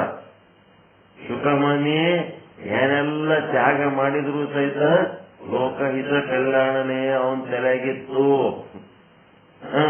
ಇವನು ಪೂಜೆ, ಪಾಠ, ಯಜ್ಞ, ಹೋಮ, ತಪಸ್ಸು ಏನೆಲ್ಲ ವಶಿಷ್ಠ ಮಾಡಿದ್ರು ಸಹಿತ ಎದ್ರ ಸಲುವಾಗಿ ಮಾಡ್ದ? ನಾನು ಸ್ವರ್ಗಕ್ಕೆ ಹೋಗ್ಬೇಕಂತ ಮಾಡೆ ನನ್ ವಶಿಷ್ಠ. ಲೋಕಹಿತ ಕಲ್ಯಾಣ, ಲೋಕಕ್ಕೆ ಕಲ್ಯಾಣಾರ್ಥವಾಗಿ ಅವನು ಮಾಡ್ತಿದ್ದ. ಹೀಗಾಗಿ ಅವರಲ್ಲಿ ಸ್ವಾರ್ಥ ಅನ್ನೋದಿರಲಿಲ್ಲ. 5 ಜ್ಞಾನಿಗಳಲ್ಲಿ 4 ಜನರು ಗೃಹಸ್ಥರೇ ಇದ್ದಾರೆ, ಶುಕ ಒಬ್ಬನೇ ಸನ್ಯಾಸಿ. ಇವರೆಲ್ಲರ ಸಾಮಾನ್ಯ ವ್ಯವಹಾರ, ಆಧ್ಯಾತ್ಮ ಸಾಧನೆ, ಅಧಿಕ ಕಾಲ, ಅಧಿಕ ದೇಶ ವ್ಯಾಪ ಇರೋದೇನದಪ್ಪ. ಮತ್ತು ಯಾರಾಗಿತ್ತು? ಇವರೆಲ್ಲರ ಸಾಮಾನ್ಯ ವೃತ್ತಿ, ಸಾಮಾನ್ಯ ಏನಿತ್ತು? ಆಧ್ಯಾತ್ಮ ಸಾಧನೆ ಇತ್ತು. ಅಧಿಕ ಕಾಲ, ಅಧಿಕ ದೇಶ.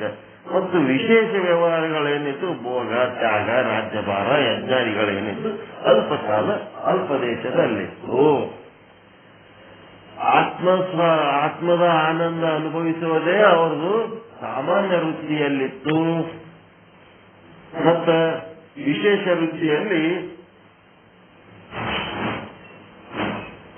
ಅವ್ರದ್ದು ಏನಿತ್ತು? ರಾಜ್ಯಭಾರಗಳು, ವ್ಯವಹಾರಗಳು ಏನಿತ್ತು ಅವು ವಿಶೇಷ ವೃತ್ತಿಯಲ್ಲಿದ್ದು.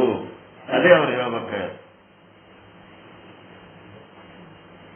ಜ್ಞಾನಿದು ಪರಮಾರ್ಥ ಸಾಧನೆ, ಜ್ಞಾನಿಯ ಪರಮಾರ್ಥ ಸಾಧನೆ ಸಾಮಾನ್ಯ ವೃತ್ತಿಯಲ್ಲಿ, ಲೌಕಿಕ ವ್ಯವಹಾರಗಳು ವಿಶೇಷ ವೃತ್ತಿಯಲ್ಲಿ. ಅಜ್ಞಾನಿ ಏನಿರ್ತದ ಅವನು ಸಾಮಾನ್ಯ ವೃತ್ತಿನೇ ಲೌಕಿಕ ವ್ಯವಹಾರದೊಳಗೆ ತೊಡಗಿರ್ತದ ಅನ್ನೋದು ಹೇಳ್ಕೊತ ಹೋಗ್ತಾರ. ವ್ಯಾಸನ ಮಗ ಶುಕ ಅಪ್ರತಿಮ ತತ್ವಜ್ಞಾನಿ. ವ್ಯಾಸನ ಮಗ ಶುಕ ಅಪ್ರತಿಮ ತತ್ವಜ್ಞಾನಿ. ಇಲ್ಲಿ ಹೇಳಬೇಕಾಗಿದ್ದೇನು? ಭಾವದಲ್ಲಿ ಬ್ರಹ್ಮವನ್ನು ಬಿಡದಿಯನು. ಭಾವ ಕೃತ್ಯದೊಳಿದ್ದರೂ ಶಿವಯೋಗಿ ಭಾವದೊಳು ಬ್ರಹ್ಮವನ್ನು ಬಿಡದಿಯನು ಅನ್ನಂಥದ್ದು ಒಂದು ದೃಷ್ಟಾಂತ ಕೊಡ್ಲಕತ್ತಾರ. ಏನಂತ? ವ್ಯಾಸನ ಮಗ, ವ್ಯಾಸ ಮಹರ್ಷಿಗಳ ಮಗ ಶುಕ ಅಪ್ರತಿಮ ತತ್ವಜ್ಞಾನಿ. ಇನ್ನಷ್ಟು ತಿಳಿದುಕೊಳ್ಳಲು ಎಲ್ಲ ಗೊತ್ತಾಗಿದ್ ಬಿಡಪ್ಪ, ಆತ್ಮಜ್ಞಾನ ಇಷ್ಟೇ ಅಲ್ಲ ಅಂತಂದ. ಅದಕ್ಕ ಅವನೇನಂದ, ಹಂಗ ಬಿಡ್ಲಕ್ ಬರಂಗಿಲ್ಲಪ್ಪ, ಅದು ನಿರಂತರವಾಗಿ ಇನ್ನ ಹಚ್ಚ ತಿಳ್ಕೊತೇ ಇರ್ಬೇಕದು. ಆತ್ಮಜ್ಞಾನ ಅಂದ್ರ ಅದು ಬಿಡಂಗಿಲ್ಲ. ಮತ್ತ ಅದಕ್ಕೇನ್ ಮಾಡ್ಬೇಕಪ್ಪ ಅಂದ.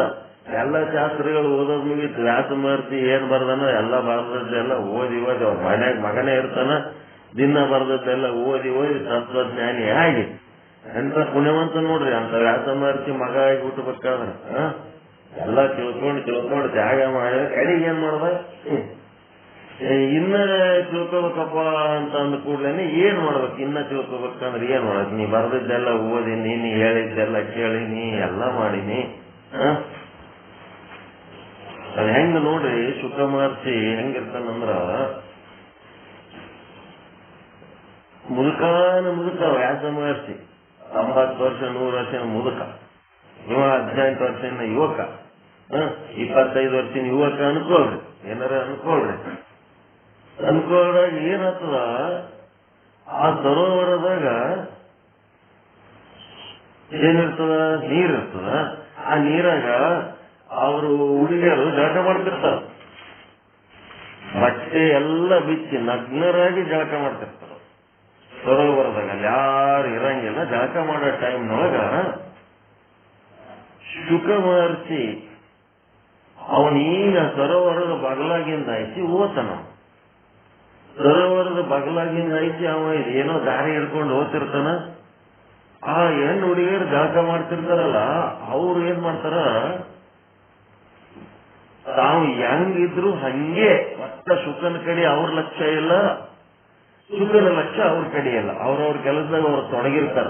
ಹಿಂಗಾಗಿ ಬಟ್ಟೆ ಒಟ್ಟ ಉಟ್ಕೊಳಂಗಿಲ್ಲ. ಅವ್ರು ಹೆಂಗಿದ್ರು ಹಂಗೆ ಸ್ನಾನ ಮಾಡ್ಕೋತ್ ನೀರಾಡ್ಕೋತಿರ್ತಾರ.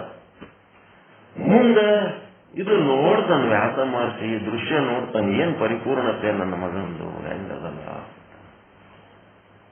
ಮುಂದೇನಾಯ್ತು, ವ್ಯಾಸ ಮಹರ್ಷಿನೂ ಅದೇ ರೋಡ್ ಹಿಡ್ಕೊಂಡು ಮುಂದೆ ಹೋಗ್ತಾ ಇರ್ತಾನ. ಅವಾಗ ಹುಡುಗಿಯರು ಬಡ ದಂಡಿಗೆ ಬಂದು ಅಲ್ಲೇನ್ ಇಟ್ಟಿರ್ತಾರೆ ಕಲ್ಲ ಇಟ್ಟು ಬಟ್ಟೆ, ಆ ಬಟ್ಟೆ ತಗೊಂಡು ಅವ್ರು ಉಟ್ಕೊಳಕತ್ತಿ ಬಿಡ್ತಾರೆ. ಇವತ್ತು 90 ವರ್ಷದ ಮುದುಕ ಇವ್ರ ಬಟ್ಟೆ ಉಟ್ಕೊಳಗ ನಿಂತು ಬಿಟ್ಟ. ನಿಂತು ಕೇಳ್ತಾನ. ಆದ್ರೆ ಇನ್ನ ಈಗ ನಮ್ಮ ಮಗವಾದ ಹರೆಯದ ಹುಡುಗ, ಅವ ಹೋಗಾಗ ಹಿಂಗೇ ನೀವು ಜಳಕ ಮಾಡಿದ್ರಿ ನಗ್ನರಾಗಿ ನಾನು ನೋಡಿದೆ. ಈಗ ನಾನು ಹೋಗುವಾಗ ಇಷ್ಟೊಂದು ಮುದುಕಾಗಿ ತಲೆ ಬೆಳ್ಳಗಾಗ್ಯದ, ಹಿಂಗಾಗ್ಯದ, ಹಂಗಾಗ್ಯದ. ಆದ್ರೂ ನಂತರ ನೀವು ಬಟ್ಟೆ ಉಟ್ಕೊಂಡ್ರಲ್ಲ, ಏನಿದು ಅಂತ ಕೇಳಿದಾಗ ಅವ್ರು ಹೇಳ್ತಾರ, ಆ ಒಂದು ಅಂತರ್ಮುಖತೆ ಏನದ, ಯಾರು ಶುಕ ಮುನಿಯ ಅಂತರ್ಮುಖಿಯಾಗಿ ಅವ್ರೇನ್ ಎಲ್ಲ ತ್ಯಾಗ ಮಾಡ್ಯಾರಲ್ಲ, ಅವ್ರ ತ್ಯಾಗದ ಮೇಲೆ ನಮಗ ಬಹಳ ಭರವಸೆ ಆದ. ನಿಮ್ಗಿಂತ ಅವ್ರಿಗಿದ್ದಷ್ಟು ಅವ್ರ ಮೇಲೆ ಇದ್ದಷ್ಟು ಭರವಸೆ ನಿಮ್ ಮೇಲೆ ಇಲ್ಲ ನಮಗ. ನಿಮ್ಗೆ ಎಷ್ಟು ವಯಸ್ಸಾದರೆ ಏನಾದರೆ ನಿಮ್ ಮೇಲೆ ನಮಗ ಅಷ್ಟೊಂದು ಅವ್ರ ಮೇಲೆ ಇದ್ದಷ್ಟು ವಿಶ್ವಾಸ ಇಲ್ಲ. ಅದ್ರ ಸಲ ನಾವು ಬಟ್ಟೆ ಉಟ್ಕೊಂಡೆವು ಅಂದ್ರ ಅರ್ಥ. ಎಂತ ತ್ಯಾಗಿ ನೋಡಿ, ಆ ಪ್ರತಿಮ ತ್ಯಾಗಿ. ಕಣ್ಣೆದ್ರೆ ಏನೆಲ್ಲ ಇದ್ರು ಸಹಿತ ಎಲ್ಲವನ್ನು ತ್ಯಾಗ ಮಾಡಿ ಮುಂದೆ ಹೋಗಂತ ಧೈರ್ಯ ಎಂತ ಕೆಲಸ. ಅದಕ್ಕೆ ವ್ಯಾಸನ ಮಗ ಶುಕ ಅಪ್ರತಿಮ ತತ್ವಜ್ಞಾನಿ. ಇನ್ನಷ್ಟು ತಿಳಿದುಕೊಳ್ಳಲು ಜನಕ ಮಹಾರಾಜನ ಬಳಿ ಕಳಿಸಿದ್ರು. ಜನಕ ಮಹಾರಾಜನ ಬಳಿ ಹೋಗ್ಬೇಕಾಯ್ತು. ಹೋಗಪ್ಪ ಇನ್ನೊಂದ್ ಸ್ವಲ್ಪ ಇದನ್ನ ಹಂಗೆ ನಿರಂತರವಾಗಿ ಚಂದ ತಿಳ್ಕೊ ಅಂತ ಹೇಳಿ ತಂದಿ ಯಾದವನ್ ಏನ್ ಮಾಡ್ತಾನ, ಜನಕ ಮಹಾರಾಜನ ಬಳಿ ಹೋದ. ಹೋಗಲ್ಲಿ ಅಲ್ಲಿ ನೋಡ್ಕೊ, ಇನ್ನೊಂದ್ ಸ್ವಲ್ಪ ತಿಳ್ಕೊ, ಇದನ್ನ ಸರಿಯಾಗಿ ತಿಳ್ಕೊ ಹೋಗಂತ. ಅಲ್ಲಿ ಜನಕ ಮಹಾರಾಜನ ಬಳಿ ಹೋದ್ರ ಏನಾಯ್ತು, ರಾಜ ತಲೆ ಮೇಲೆ ಬಂಗಾರದ ಕಿರೀಟ, ಬಂಗಾರದ ಸಿಂಹಾಸನದ ಮೇಲೆ ಕೂತನ. ಸಭೆ ನಡೆದದ, ಸಂಗೀತ, ನೃತ್ಯ, ಹುಡುಗಿಯರು ಕುಣಿಲಕತ್ತಾರ, ಬಾರ್ದವ್ರು ಬಾರ್ಸ್ಲಕತ್ತಾರ, ಏನ್ ಹಾಡವ್ರ ಹಾಡ್ಲಕತ್ತಾರ. ಏನದ ಅವನು ಲೌಕಿಕ ಭೋಗದ ಎಂಜಾಯ್ಮೆಂಟ್ ಆಗದನ್ನ ಫುಲ್ಲ. ಅವನ್ನೆಲ್ಲ ಇದು ನೋಡಿದ್ರೆ ಶುಕ ಮಹರ್ಷಿ ಏನಂದ, ನಮ್ಮ ಅಪ್ಪಗೆಲ್ಲ ತಲೆ ಕೆಟ್ಟದ, ಏನೆಲ್ಲ ತ್ಯಾಗ ಮಾಡಿದಂತವನು ನಾನು. ಆದ್ರ ಇಲ್ಲಿ ನೋಡಿದ್ರ ಇಷ್ಟೊಂದು ಭೋಗದಾಗ ಮುಳುಗ್ಯಾನ ರಾಜ. ಅರಮನೆ ಒಳಗ ಎಲ್ಲಾ ಬಂಗಾರದ ಸಾಮಾನುಗಳು ತುಂಬ್ಕೊಂಡು ಕೂತಾನ. ಇವನಂತ ಭೋಗಿ ಬಂದು ನಮಗ್ ಕಳಿಸಿ ನಮ್ಮಂತ ತ್ಯಾಗಿಗೆ ಏನ್ ಪಾಠ ಕಲಿಯೋದದ ಇಲ್ಲಿ ಅಂತೇಳಿ ಆ ಜನಕ ಮಹಾರಾಜಾಗ ಮೊದಲೇ ಹೇಳಿ ಕಳಿಸಿದ್ರು. ವ್ಯಾಸರ ಮಗ ಶುಕ ಬರ್ಲಕಂತ ಅವನಿಗೆಲ್ಲ ಕರೆಸಿ ಏನ್ ಮಾಡಿದ್ರು, ಅದೇ ಸಭೆ ಒಳಗ ಒಂದು ಉನ್ನತವಾದ ಆಸನದಾಗ ಕೊಟ್ಟು ಕುಂದಿರಿಸಿ ಒಬ್ಬ ಸಂತಗೆ ಏನ್ ಗೌರವ ಮಾಡಬೇಕು ಏನೆಲ್ಲ ಮಾಡಿದ್ರು. ಆದ್ರೂ ಸಹಿತ ಅವನದು ಮುಖ ಸೊಟ್ಟಾಗಿದ್ದು ಸೀದಾ ಆಗ್ಲೇ ಇಲ್ಲ. ಶುಕ ಮಹರ್ಷಿಯ ಮುಖ ಒಂದ್ ನಮೂನಿ ಅಸಹ್ಯ ಪಡ್ತಾ ಇದ್ದ ಜನಕ ಮಹಾರಾಜನನ್ನ ನೋಡಿ. ಇಂಥ ವಿಷಯಾಸಕ್ತ ಮನುಷ್ಯ ಹೇಗೆ ಜ್ಞಾನಿಯಾಗಿರಲು ಸಾಧ್ಯ, ಇವನಿಂದ ನಾನೇನು ಕಲೀಲಿಕ್ಕೆ ಸಾಧ್ಯ ಅಂತೇಳಿ ಅವನ ಮುಖಭಾವ ವ್ಯಕ್ತಪಡಿಸಿದ್ದ. ಈ ಶುಕನ ಮುಖಭಾವ ಜನಕನಿಗೆ ಅರ್ಥ ಆಯ್ತು. ಶುಕನ ಮುಖಭಾವ ಜನಕನಿಗೆ ಅರ್ಥ ಆದ್ಮೇಲೆ ಜನಕ ಏನ್ ಮಾಡ್ದ, ಇವನಿಗೆ ಬುದ್ಧಿ ಕಲಿಸ್ಬೇಕು ಅಂತ ಹೇಳಿ ನನ್ನ ಬಗ್ಗೆ ಅಸಹ್ಯ ಪಡ್ಲಕತ್ತನ, ಇವನಿಗೆ ಬುದ್ಧಿ ಕಲಿಸಿ ಕರೆಕ್ಟ್ ಆಗಿ ನಾನು ಏನದೀನಿ ಅನ್ನೋದು ತೋರಿಸ್ಬೇಕು ಅಂತ ಹೇಳಿ ಏನ್ ಮಾಡ್ದ, ನಡಿಯಪ್ಪ ಊಟಕ್ಕೆ ಹೋಗೋಣ ಅಂತೇಳಿ ಶುಕ ಮಹರ್ಷಿ ಕರೆದ. ಆಯ್ತು ಅಂದ್ರು. ಶುಕ ಮಹರ್ಷಿ ಹೋಗಿ ಊಟಕ್ಕೆ ಹೋದ. ಅಲ್ಲಿ ಊಟ ಮಾಡುವಾಗ ಏನಿತ್ತಪ್ಪ ಅಂದ್ರ ಒಂದು ಸಣ್ಣ ರೇಷ್ಮೆ ದಾರ. ಆ ರೇಷ್ಮೆ ದಾರಕ್ಕೊಂದು ಬಿಚ್ಚು ಕಟ್ಟಿ ಜಂಜಾಗಿ ತಲೆ ಮ್ಯಾಲ ದೋಚ್ಬಿಟ್ಟಾನ. ಅದು ಗಾಳಿ ಬಿಟ್ಟಂಗೆಲ್ಲ ಗಿರ್ರ ತಿರುಗಲಕತ್ತದ ಕಣ್ಗ. ಒಂದೇ ಒಂದು ಸಣ್ಣ ಎಳೆ ಮೇಲೆ ನಿಂತದಲ್ಲ, ಆ ದಾರನು ಕಾಣುವಲ್ದು.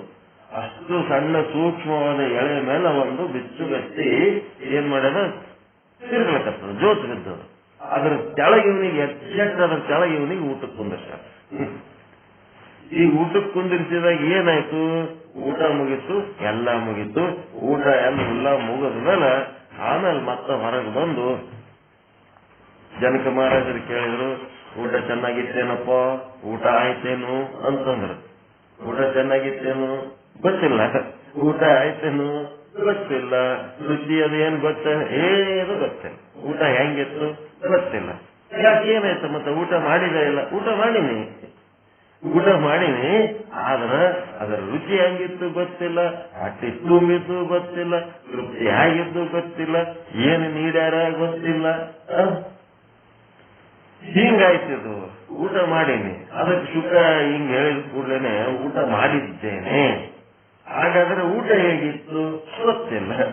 ಉಣ್ಣುವಾಗ ಯಾಕೆ ಹಂಗಾಯ್ತು, ಯಾಕೆ ಗೊತ್ತಿರ್ಲಾರ್ದಂಗಾಯ್ತಪ್ಪ ಅಂತ ಕೇಳಿದ್ರು. ಮಹಾರಾಯ, ಊಟ ಮಾಡುವಾಗ ನನ್ನ ಮನಸ್ಸು ಊಟದಲ್ಲಿ ಇರಲಿಲ್ಲ. ಎಲ್ಲಿತ್ತು, ತಲೆ ಮೇಲೆ ನೇತಾಡುತ್ತಿದ್ದ ಕತ್ತಿಯ ಮೇಲಿತ್ತು. ಅದೇ ರೀತಿ ನೋಡಪ್ಪ, ನಿನ್ನೆ ಸಭೆ ಹೇಗಿತ್ತು, ನಿನ್ನೆ ಸಭೆ ಬಹಳ ಭೋಗದಿಂದ ತುಂಬಿತ್ತು. ಹಾಡವರು, ಕುಣಿಯವರು, ಬಡೆಯವರು, ಬಾರಿಸವರು ಏನೆಲ್ಲ ಇದ್ರು. ಅಂತ ಒಂದು ದೊಡ್ಡ ಭೋಗದ ಒಂದು ವೈಭವದಿಂದ ತುಂಬಿ ತುಳುಕ್ತಾ ಇತ್ತು. ನೀನು ಬಂಗಾರ ಸಿಂಹಾಸನ ಮೇಲೆ ಕುಂತು ನೀನು ಅದನ್ನ ನೋಡಿ ಸಂತೋಷ ಪಡುವಂತ ಒಂದು ನಾನು ದೃಶ್ಯ ನೋಡಿದೆ. ಆದರೆ ನೀ ಊಟ ಮಾಡುವಾಗ ನಿನಗ ಅದರ ಕಡೆ ಲಕ್ಷ್ಯ ಇಲ್ಲ, ನಿನ್ನ ಲಕ್ಷ್ಯ ಎಲ್ಲ ಕತ್ತಿ ಕಡೆ ಹೆಂಗಿತ್ತು ಹಂಗ ನಾನು ಸಹಿತ ಆ ಡ್ಯಾನ್ಸ್ ನಡೆದಾಗ ನನ್ನ ವೃತ್ತಿ ಎಲ್ಲಿತ್ತಪ್ಪ ಅಂದ್ರೆ ಬ್ರಹ್ಮಾನಂದದ ಕಡೆಗಿತ್ತು. ಬ್ರಹ್ಮಾನಂದದ ಕಡೆ ಇಟ್ಟುಕೊಂಡು ನಾನು ಆತ್ಮದ ಬಾನ, ಬ್ರಹ್ಮದ ಬಾನ, ಅಭಾನ ಅಲ್ಲ ಬಾನ. ಅಜ್ಞಾನಿಗೆ ಅಭಾನ, ಜ್ಞಾನಿಗೆ ಆತ್ಮದ ಬಾನ. ಈ ಬಾನದಲ್ಲಿ ಇದ್ದು ನಾನೇನ್ ಮಾಡಿದೆ, ಆತ್ಮದ ಬಾನದಲ್ಲಿದ್ದು ಹಾಡೋರು ನೋಡ್ತಿದ್ದೆ, ಕುಣಿಯವ್ರು ನೋಡ್ತಿದ್ದೆ, ಬಾರ್ಸವ್ರು ನೋಡ್ತಿದ್ದೆ, ಸಭಿಕರನ್ ನೋಡ್ತಿದ್ದೆ. ಏನೆಲ್ಲ ನೋಡಿ ಕೇಳಿ ಸಂತೋಷ ಪಡ್ತಾ ಇದ್ರು ಸಹಿತ ನನ್ನ ವೃತ್ತಿ, ಚಿತ್ತದ ವೃತ್ತಿ ಯಾವ ಕಡೆ ಇತ್ತು ಅಂದ್ರೆ ಸಾಮಾನ್ಯ ವೃತ್ತಿ ಎಲ್ಲ ಬ್ರಹ್ಮದ ಕಡೆ ಇತ್ತು. ಇಲ್ಲಿ ಏನು ನಾನು ನೋಡ್ತಾ ಇದ್ದೆ ಅದು ವಿಶೇಷ ವೃತ್ತಿಯಿಂದ ನೋಡ್ತಾ ಇದ್ದೆ. ಜನಕ ಮಹಾರಾಜ ಅಷ್ಟೆಲ್ಲ ಮಾಡಿದ್ದು ಎರಡ ಮೂಲಕ ಆ ಒಂದು ಬ್ರಹ್ಮಜ್ಞಾನದ ಒಂದು ಬಾಣ, ಬ್ರಹ್ಮದ ಬಾಣ. ಜನಕ ಮಹಾರಾಜನ ಬ್ರಹ್ಮದ ಬಾಣ ಯಾವ ವೃತ್ತಿಯಿಂದ ಇತ್ತು ಗ್ರಹಿಸ್ತಾ ಇದ್ದ?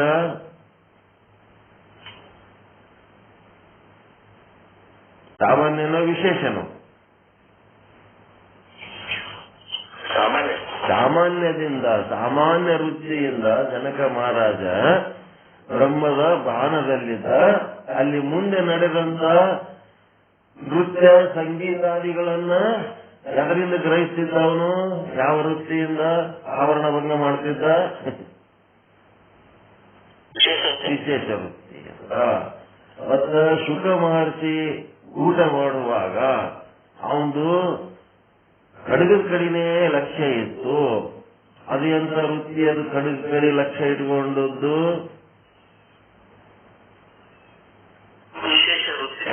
ಸಾಮಾನ್ಯ ವೃತ್ತಿ. ಸಾಮಾನ್ಯ ವೃತ್ತಿ. ಊಟ ಮಾಡೋದು ವಿಶೇಷ ವೃತ್ತಿಯಲ್ಲಿ ಊಟ ಮಾಡೋಣ. ಅದಕ್ಕೆ ಅವನಿಗೆ ಏನು ಉಂಡಿನ ಅನ್ನೋದು ಗೊತ್ತಾಗಲಿಲ್ಲ. ಸಾಮಾನ್ಯ ವೃತ್ತಿಯಿಂದ ಕಡೆ ಪೂರ ಸೀರಿಯಸ್ ಆಗಿ ಯಾವುದನ್ನ ನೀವು ಸೀರಿಯಸ್ ಆಗಿ ತಗೋತೀರಿ ಅಲ್ಲಿ ಸಾಮಾನ್ಯ ವೃತ್ತಿ ಕೆಲಸ ಮಾಡ್ತದ. ಯಾವುದನ್ನ ಸೀರಿಯಸ್ ಆಗಿ ತಗೊಳಂಗಿಲ್ಲ, ಯಾವುದನ್ನ ಹಗುರಾಗಿ ತಗೋತೀರಿ ಅಲ್ಲಿ ನಿಮ್ಮ ವಿಶೇಷ ವೃತ್ತಿ ಕೆಲಸ ಮಾಡ್ತದ.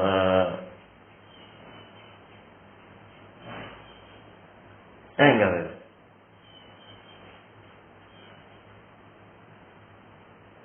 ಸೀರಿಯಸ್ ಆಗಿ ಎಷ್ಟು ಸೀರಿಯಸ್ ಯಾವುದ್ರ ಬಗ್ಗೆ ತೋರ್ತೀರಿ ಅಲ್ಲಿ ನಿಮ್ಮ ಸಾಮಾನ್ಯ ವೃತ್ತಿ ಕೆಲಸ ಮಾಡ್ತಿರ್ತದ. ಯಾವುದನ್ನ ಅಷ್ಟಕ್ಕಷ್ಟೇ ತೋರಿಸಿರ್ತೀರಿ ಅಲ್ಲಿ ನಿಮ್ಮ ವಿಶೇಷ ವೃತ್ತಿ ಕೆಲಸ ಮಾಡ್ತಿರ್ತದ.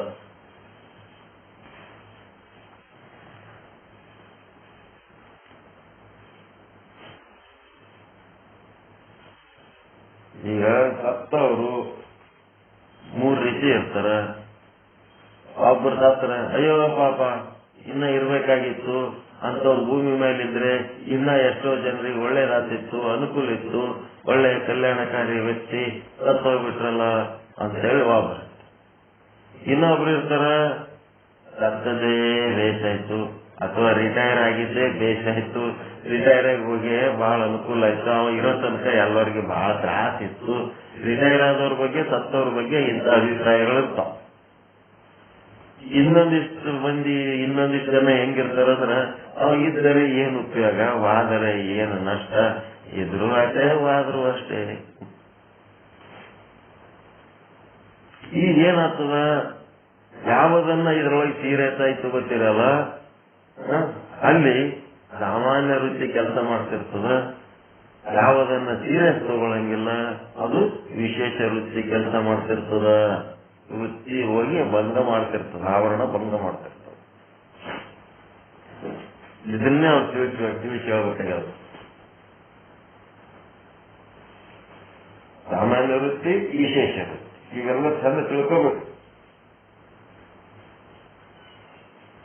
ಈ ಸತ್ಸಂಗ ನಡೆದಾಗ ಇದನ್ನ ಜ್ಞಾನಿಗಳಾದವರು, ಪ್ರಾಮಾಣಿಕ ಸಾಧಕರು ಏನ್ ಮಾಡ್ತಾರ, ಸಾಮಾನ್ಯ ವೃತ್ತಿಯಿಂದ ಗ್ರಹಿಸ್ತಾರ. ಅಂತ ಹೇಳಿ ಅವ್ರಿಗೆ ಸಂಸಾರ ಇರಲ್ಲೇನೋ ಇರ್ತದೆ. ಹೆಂಗಿರ್ತದೆ? ವಿಶೇಷ ವೃತ್ತಿಯಿಂದ ಆ ಸಂಸಾರದ ನಿರ್ವಹಣೆ ನಡೆದಿತ್ತು. ಸತ್ಸಂಗ ನಡೆದಿತ್ತು. ಜನಕ ಮಹಾರಾಜನ ಸತ್ಸಂಗ ನಡೆದಿತ್ತು. ಸತ್ಸಂಗ ನಡೆದಾಗ ಏನಾಯ್ತು, ಒಬ್ಬ ಸೇವಕ ಬಂದು ಮಹಾರಾಜರೇ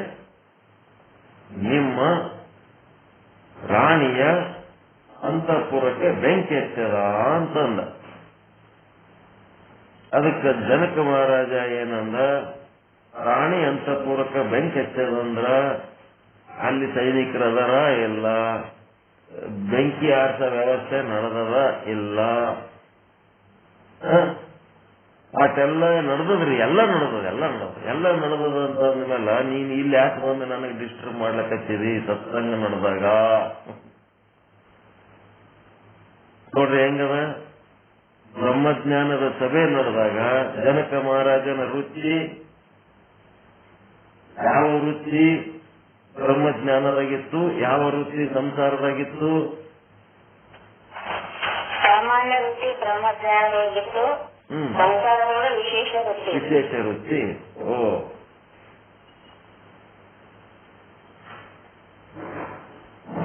ಅದೇ ಈಗ ನಿಮ್ಗೆ ಏನಾರ ಸತ್ಸಂಗ ನಡೆದಾಗ ಯಾರ್ದಾರೆ ಫೋನ್ ಬತ್ತಂದ್ರ ಬ್ರಹ್ಮಜ್ಞಾನ ಕಟ್ ಮಾಡ್ತೀರಿ,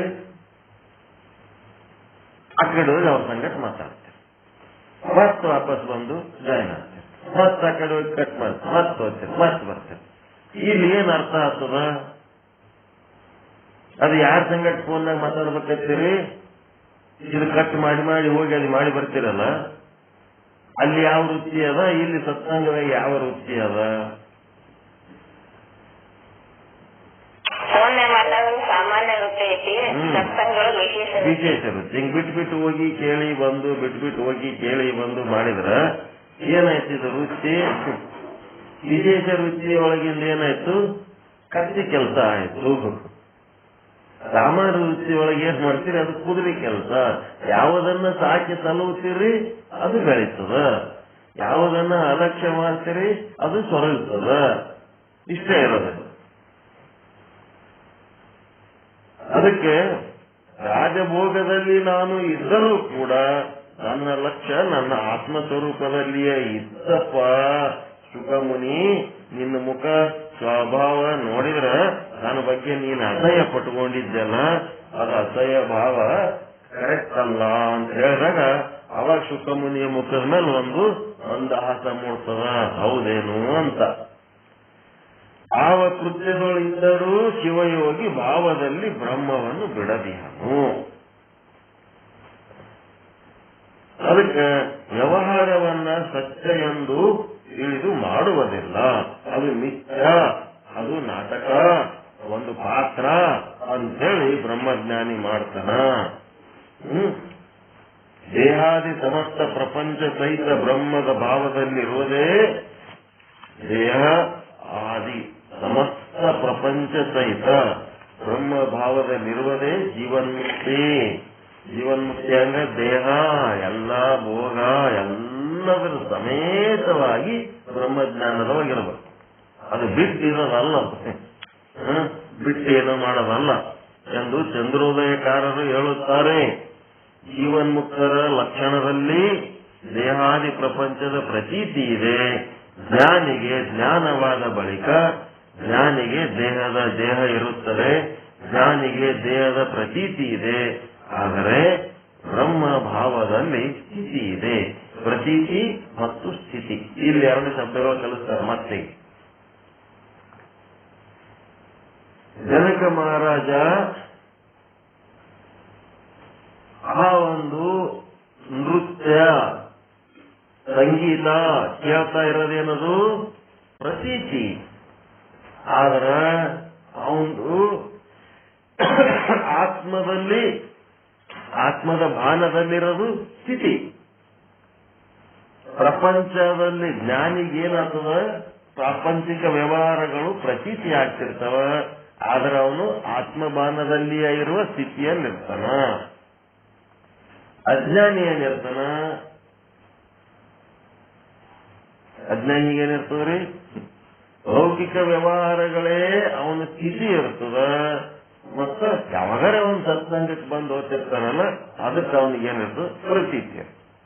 ಸತ್ಸಂಗ ಪ್ರತೀತಿ ಆಗಿರ್ತದ, ಲೌಕಿಕ ವ್ಯವಹಾರ ಅವನ ಸ್ಥಿತಿ ಆಗಿರ್ತದ. ಯಾರಿಗೆ? ಅಜ್ಞಾನಿಗೆ. ಜ್ಞಾನಿಗೇನಿರ್ತದ? ಲೌಕಿಕ ವ್ಯವಹಾರಗಳು ಪ್ರತೀತಿಯಲ್ಲಿರ್ತವ, ತೋರಿಕೆಯಲ್ಲಿರ್ತವ. ಅವನ ಸ್ಥಿತಿ ಏನಿರ್ತದ? ಆತ್ಮ ಸ್ವರೂಪ ಜ್ಞಾನದ ಭಾನದಲ್ಲಿರ್ತದ. ಅದು ಸ್ಥಿತಿ ಮತ್ತು ಪ್ರತೀತಿಯನ್ನ ಎರಡು ಶಬ್ದಗಳು ಕಲಿಸಿದ್ರು. ಈಗ ಸಾಮಾನ್ಯ ವಿಶೇಷ ಅಂತ ಹೆಂಗ್ ಕಲಿಸಿದ್ರು ಹಂಗಿದು ಸ್ಥಿತಿ ಮತ್ತು ಪ್ರತೀತಿ. ನೋಡೋದಕ್ಕ ಎಲ್ಲರಿಗಂತಾನೆ ಇರ್ತಾನವ. ಬ್ರಹ್ಮಜ್ಞಾನಿ ಅಂದ್ರೆ ಸಪರೇಟ್ ಅವನಿಗೊಂದೇನು ವೇಷ ಭೂಷಣ ಅವನದೇ ಆದಂತ ಒಂದು ಏನಾರ ಅದೇನು ಯೂನಿಫಾರ್ಮ್ ಏನೇನು ಇಲ್ಲ, ಎಲ್ಲರೂ ಇದ್ದಂಗೆ ಇರ್ತಾನ. ತೋರಿಕೆಯಲ್ಲಿ ಅವನೊಬ್ಬ ಸಂಸಾರಿ ಕಣ್ಣಂಗೆ ಕಾಣ್ತಿರ್ತಾನೆ, ಆದ್ರೆ ಇರುವಿಕೆಯಲ್ಲಿ ಅದಕ್ಕೆ ಏನಂತಾರ ಪ್ರತೀತಿ. ಪ್ರತೀತಿಯಲ್ಲಿ ಸಂಸಾರಿಕ, ಸ್ಥಿತಿಯಲ್ಲಿ ಪಾರಮಾರ್ಥಿಕ. ಇದು ಜ್ಞಾನಿಯ ಲಕ್ಷಣ. ಅಜ್ಞಾನಿಯ ಲಕ್ಷಣ ಪ್ರತೀತಿಯಲ್ಲಿ ಪಾರಮಾರ್ಥಿಕ, ಇರುವಿಕೆಯಲ್ಲಿ ಸ್ಥಿತಿಯಲ್ಲಿ ಲೌಕಿಕ. ಅದು ಅಜ್ಞಾನಿಯ ಲಕ್ಷಣ.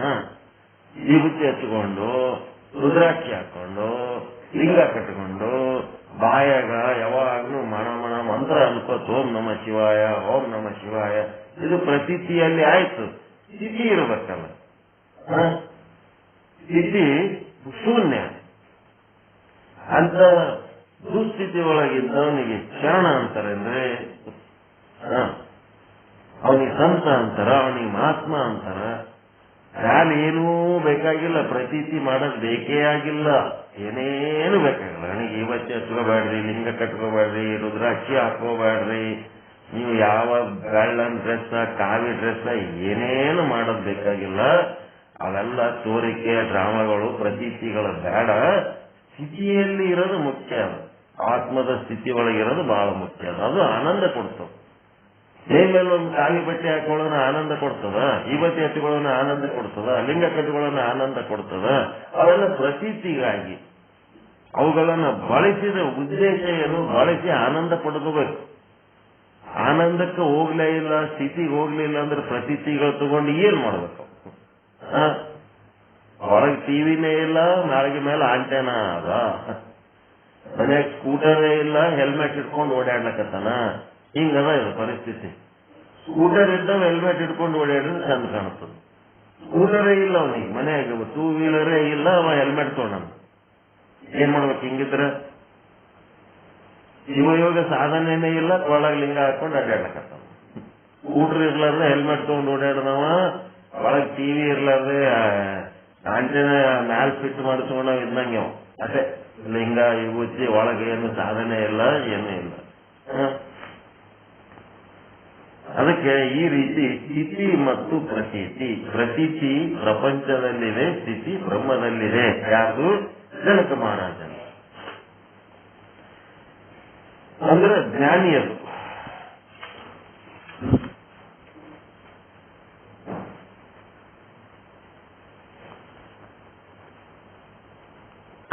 ಅಜ್ಞಾನಿಯದೇನಿರ್ತದ?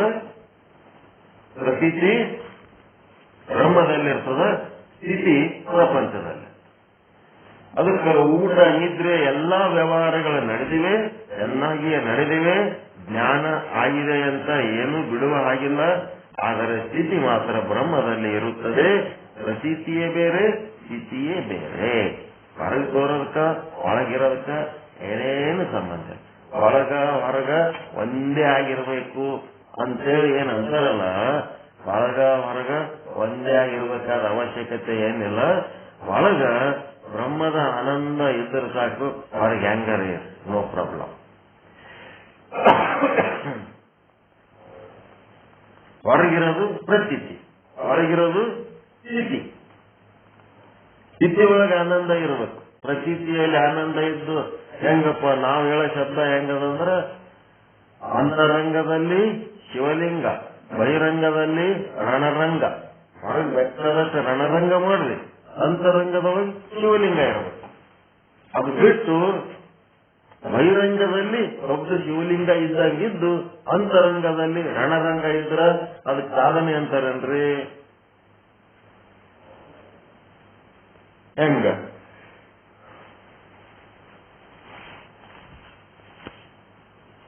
ಜ್ಞಾನಿಯಾದವನು ಬ್ರಹ್ಮ, ಆತ್ಮ, ಶಿವ ಭಾವದಲ್ಲಿರುತ್ತಾನೆ. ಅಜ್ಞಾನಿಯಾದವನು ಭ್ರಮಾಭಾವದಲ್ಲಿ ನಾನು ನನ್ನದು ಅನ್ನೋದರಲ್ಲಿರ್ತಾನ. ಹಿಂಗಿರ್ತ. ಅದಕ್ಕ ಇರಂತವೇ ಇನ್ನ ಒಂದು ದೃಷ್ಟಾಂತ ಕೊಟ್ಟು ಸ್ಥಿತಿ ಪ್ರತೀತಿ ಮತ್ತ ವಿಶೇಷ ಸಾಮಾನ್ಯ ವೃತ್ತಿಗಳ ಬಗ್ಗೆ ಹೇಳಿದ್ರು. ಅದರಂಗೆ ಸ್ಥಿತಿ ಪ್ರತೀತಿ ಅನ್ನಂತ ಶಬ್ದಗಳನ್ನ ಬಳಸಿ ನಮಗ ಈ ಬ್ರಹ್ಮದ ಭಾನ ಆತ್ಮದ ಭಾನ ಮಾಡಿ ಕೊಡ್ಲಿಕ್ಕತ್ತಾರ. ವಿಷಯ ಬಹಳ ವಿಶಾಲ ಅದ. ಇದನ್ನ ಅತ್ಯಂತ ಸರಳ ಮನಸ್ಸಿನಿಂದ ಆಸಕ್ತಿಯಿಂದ ಇದನ್ನ ಕೇಳಬೇಕು, ಕೇಳಿ ಮನನ ಮಾಡ್ಕೋಬೇಕು. ನಮ್ಮದು ಪ್ರತೀತಿ ಎಲ್ಲದಿನೋ ಸ್ಥಿತಿ ಎಲ್ಲದಿನೋ, ನನ್ನ ಪ್ರತೀತಿ ಒಳಗೆ ಏನ್ ನಡೆದದ, ನನ್ನ ಸ್ಥಿತಿ ಒಳಗೆ ಏನ್ ನಡೆದದ, ಪ್ರತೀತಿ ಒಳಗೆ ಏನೇ ಯಾಕೆ ನಡೀಲಕ್ಕ, ಸ್ಥಿತಿ ಒಳಗೆ ಬ್ರಹ್ಮನನ್ನು ಬಿಡ್ಲಾರ್ದಂಗೆ ಇರಬೇಕು ಅನ್ನೋದು ಕಲಿಸ್ತಾರೆ. ಈಗ ಮುಂದೆ ಉಪಯುಕ್ತ ಅದ ಇಲ್ರಿ ಪಾಠ?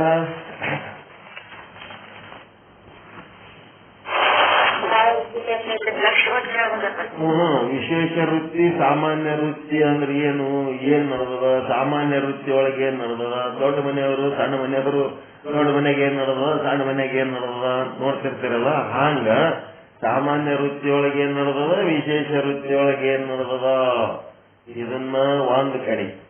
ಇದಾದ್ಮೇಲೆ ಈಗ ನನ್ನ ಸ್ಥಿತಿ ಪೂರ ತನ್ನಿಗೆ ತಂದ್ಕೊಂಡ್ಬಿಟ್ಟನೀಗ. ನನ್ನ ಸ್ಥಿತಿ ಒಳಗೆ ಏನ್ ನಡೆದದ, ಪ್ರತೀತಿ ಒಳಗೆ ಏನ್ ನಡೆದದ, ಇದು ಕಲಿಸ್ತಾನೆ.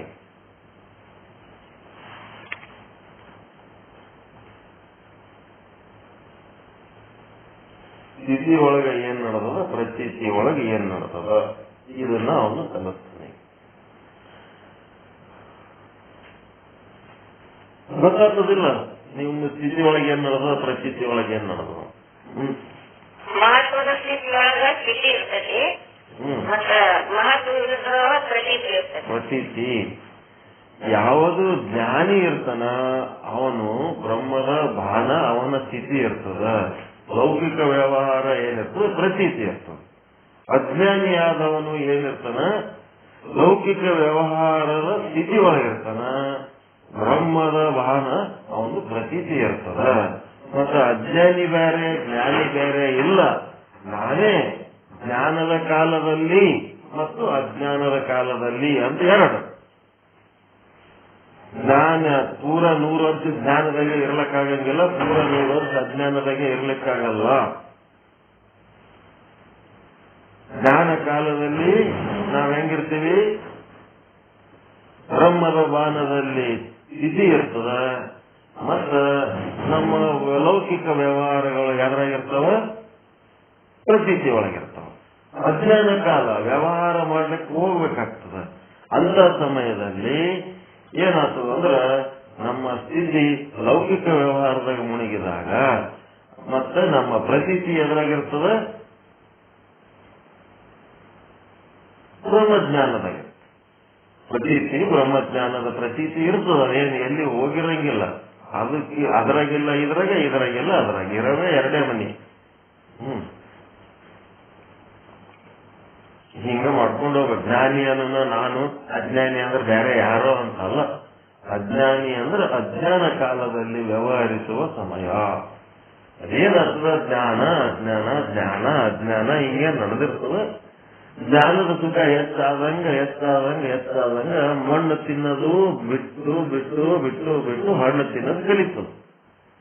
ಹಣ್ಣು ತಿನ್ನೋದು ಗೊತ್ತೇ ಇಲ್ಲದ ಕೂಸು ಅಜ್ಞಾನಿ ಏನ್ ಮಾಡ್ತದ, ಸಾಯತನ ಮಣ್ಣೆ ತಿಂತಿರ್ತದ ಅಷ್ಟೇ.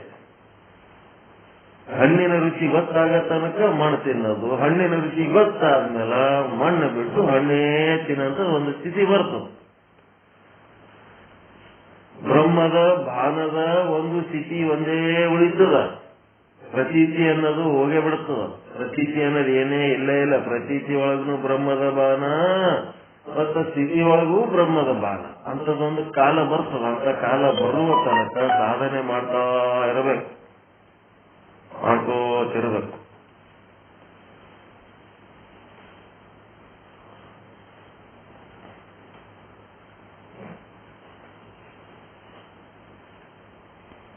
ತೃಪ್ತಿ ಆಯ್ತಾ ಪಾಠದ್ದು? ಅನುಭವದ ಅಡಿಗೆಯ ಮಾಡಿ ಎಲ್ಲರೂ ಊಟ ಮಾಡೋದು. ಅನುಭವಿಗಳು ಬಂದು ಊಟ ಮಾಡಿ.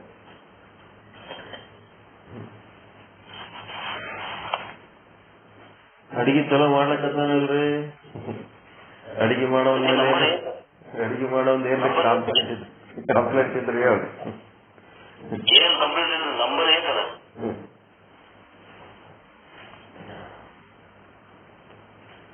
ಓಕೆ, ಎಲ್ಲರಿಗೂ ಒಳಿತಾಗಲಿ, ಎಲ್ಲರಿಗೂ ಶುಭವಾಗಲಿ.